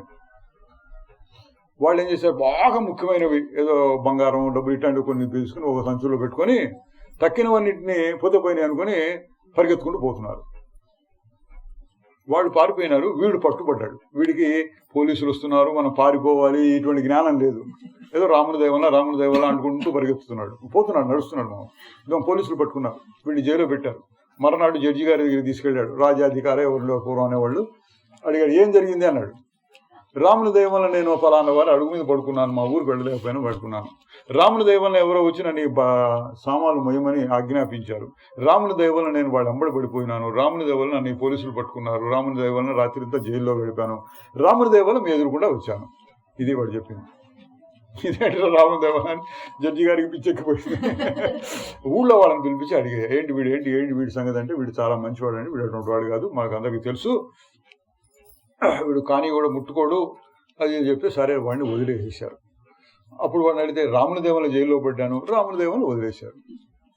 జైల్లో పట్టడం రాముని దయ, వదిలేయడం రాముని దైవం మాత్రమే కాదు. వదిలేశాడు కాబట్టి రాముని దైవలు కాదు, జైల్లో పెట్టడం రాముని దయవే. జైల్లోనే ఇంకో కొంతకాలం అడ్డు పెట్టారనుకోండి, అది రాముని దయే. అదనమాట అండి దృష్టిలో మార్పు అంటే. అట్లా అంతా పరమాత్మ అంటే దృష్టిలో మార్పు. బయటికి మా చెప్తే మనకే అర్థం కాదు, 10 వాడికి ఏమర్థం అవుతుంది, అందరికీ అర్థం కాదు. బయటికి చెప్పాల్సిన పని లేదు, లోపల ఈ దృష్టిని పెంచుకుంటూ ఉండాలి. బయటికి వ్యవహారార్థం ఫలానా అన్నట్టు వ్యవహరించక తప్పదు. కానీ లోపల మటుకు అంతా పరమాత్మ అనేటువంటి దృష్టిని అభ్యాసం చేయొచ్చు. అది చెప్తున్నాడు. నిత్యో నిత్యానాం చేతనశ్చేతనానాం ఏకో బహూనాం యో విదదాతి కామాన్ తమాత్మస్థం ఏను పశ్యంతి ధీరాః తేషాం సుఖం శాశ్వతం నేతరేషాం. యదా సర్వే ప్రముచ్యంతే కామాయేస్య హృది శ్రితాః అధమర్చో అమృతో భవత్యేతద్ అనుశాసనం. ఇది శాసనంగా చెబుతున్నాడు. ఏంటన్నాడు? యదా సర్వే ప్రముచ్యంతే కామాయేస్య హృది శ్రితాః.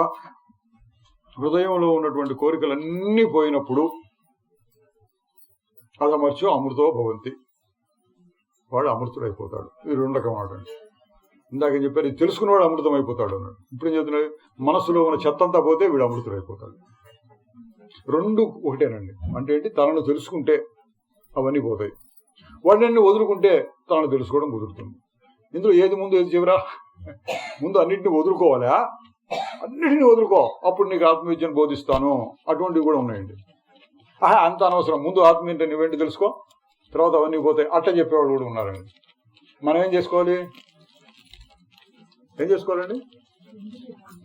మధ్యవర్తి తగాద పరిష్కారం చేయాలి. ఏం చేయాలంటే 2 కలిపి చేయండి అన్నాడు. యోగ వాసిష్ఠంలో చెప్పాడు. అభ్యాసము వైరాగ్యం 2 మాటలు చెప్తాడు. అభ్యాసం అంటే ఇంకా ఇట్లా చేస్తుండే ఆత్మజ్ఞానం, ఆత్మ పలానా విచారణ, కానీ ఏదో రకంగా ఆత్మ విచారణ, అదంతా అభ్యాసం కిందకి వస్తుంది. మళ్ళీ చేస్తూ ఉంటాం. వైరాగ్యం అంటేనే వదులుకుంటూ రావడం. ఈ 2 ఒకదానికొకటి సహాయం చేస్తాయి, వేరు కాదు అన్నాడు. అభ్యాసం వల్ల వైరాగ్యం పెరుగుతుంది, వైరాగ్యం వల్ల అభ్యాసం పెరుగుతుంది. 2 కలిపి చేయి. చెమట పోస్తే సుఖం ఉందా, దుఃఖం ఉందా? ఇప్పుడు మీకు చెమట పోయటం వల్ల, దుఃఖం కలిగినందువల్ల, ఫ్యాన్ వేసుకున్నందువల్ల, చల్లగా ఉన్నందువల్ల హాయి కలిగింది. అసలు చెమటే లేదనుకోండి, హాయి ఉంటుందా? మరి ఉంటుందా? చెమట పొయ్యాలి, ఫ్యాన్ వేసుకోవాలి, అప్పుడు హాయి వస్తుంది. అసలు చెమటే లేకపోతే హాయిగానే ఉంటాడు, కానీ హాయిగా ఉన్నాను అనుకోడు. అట్లా దీన్ని అధమర్చో యథాసర్వ అభ్యాసము వైరాగ్యం ఈ 2 కలిపి చేయమన్నాడు. అందుకే ఇందులో ఇక్కడ కామాయేస్య హృది స్థిత, హృదయంలో ఉన్నటువంటి కోరికలన్నీ పోయినప్పుడు ఆ స్వరూపం మనకందరికీ బాగా తెలుస్తుంది. ఇది కఠోపనిషత్తు అండి. ఈశావాస్యం, కేనోపనిషత్తు, కఠోపనిషత్తు అక్కడక్కడ చూసాము. దీంట్లో చూడటంలో ఊరికే సరదాగా చూసాము. కొత్త విషయం ఏమీ లేదు, గుర్తించాలి. కొత్త విషయం ఏం లేదు. రేపు చెప్పుకునేది, ఎల్లుండి చెప్పుకునేది, కింద సంవత్సరం చెప్పుకున్నదే. ఆత్మవిద్యలో కొత్తదనం అనేది ఉండదు. ఒకే వస్తువు రకరకాలుగా చెప్పుకుంటున్నాము. ఎందుకంటే ఇది మనస్సులో దిగాలి, లోతుల్లోకి వెళ్ళాలి. బాగా అక్కడ లోతుల్లో నుంచి పనిచేయటం మొదలు పెట్టాలి. పైపైన పనిచేయటం ఒక రకంగా ఉంటుంది. పైపైన ఏదో చెప్పి అట్లా పనిచేయటం. ఉప్పు ఎప్పుడు వేయాలండి? అంతా అయినాక ఉప్పు కలుపుకుంటారా, లేక వండుతున్న మధ్యలో ఉప్పు వేస్తారు? ఎప్పుడు వేస్తే బాగుంటుంది? ఆ కూర చేయాలనుకోండి, అంతా అయినాక కూర చల్లబడిపోయింది, అంతా అయిపోయినాక కొంచెం ఉప్పు తక్కువైందండి, అప్పుడు కలిపితే బాగుంటుందా? వండేటప్పుడు వేస్తే బాగుంటుందా? వండేటప్పుడు వేస్తే లోపలికి దిగుతుంది, ముక్క లోపలికి దిగుతుంది అనమాట. ఆ వేడి మీద లేదా పైన ఉప్పుదలు కూడా అదొక రకంగా ఉంటుంది. ఆ తేడా కనిపెడతారు. రుచులు బాగా కనిపెట్టగలిగిన వాళ్ళు ఉంటారు. నాలుగు బాగా వాళ్ళకి సూక్ష్మమైనటువంటి నాలుగు శక్తి ఉంటుంది అన్నమాట, వాళ్ళు కనిపెడతారు. అట్లా ఇక్కడ పైన పెట్టినట్టు కాకుండా లోపలికి దిగాలి. మళ్ళీ అనుకోవడం, మళ్ళీ సాధన చేస్తూ ఉంటుంది. జరిగితే అదే విషయం మళ్ళీ అది లోపలికి దిగి అది పనిచేయడం మొదలు పెడుతుంది. కాబట్టి ఇంకొక రూపంగా నమఃపరమ ఋషుభ్యో అని గురు స్మరణ పూర్వకంగా వాళ్ళందరినీ స్మరించుకుంటాం. అట్లాగే ఇంకొంతమందికి మహర్షులు, అట్లాగే మనకు ముఖ్యంగా వ్యాస పౌర్ణిమ అన్నారు. వ్యాస మహర్షి ఎంతో గొప్ప ఉపకారం. మనకు తెలిసినంత భగవద్గీత ఒకటి ఉంది. ఇంకా ఎన్నో రాశాడు అనుకోండి, ఎన్నెన్నో చేశాడు. భగవద్గీత చాలా గొప్ప గ్రంథం, మనకు అందరికీ భారతదేశం మొత్తానికి వచ్చింది. అటువంటి మహర్షులు, మహానుభావులు, గురువులు ఎంతో మంది ఉన్నారు. ఓం నమో బ్రహ్మాదిభ్యో బ్రహ్మ విద్యా సంప్రదాయ కర్తృభ్యో వంశ ఋషుభ్యో మహద్భ్యో నమో గురుభ్యః నమః పరమ ఋషుభ్యః. చిదానంద రూప శివోహం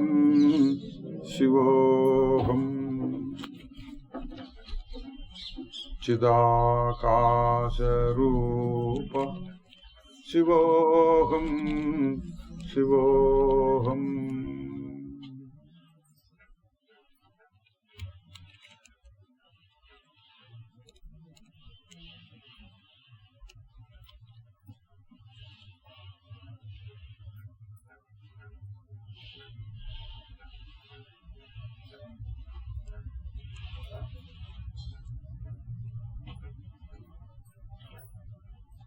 ఓం తత్సత్.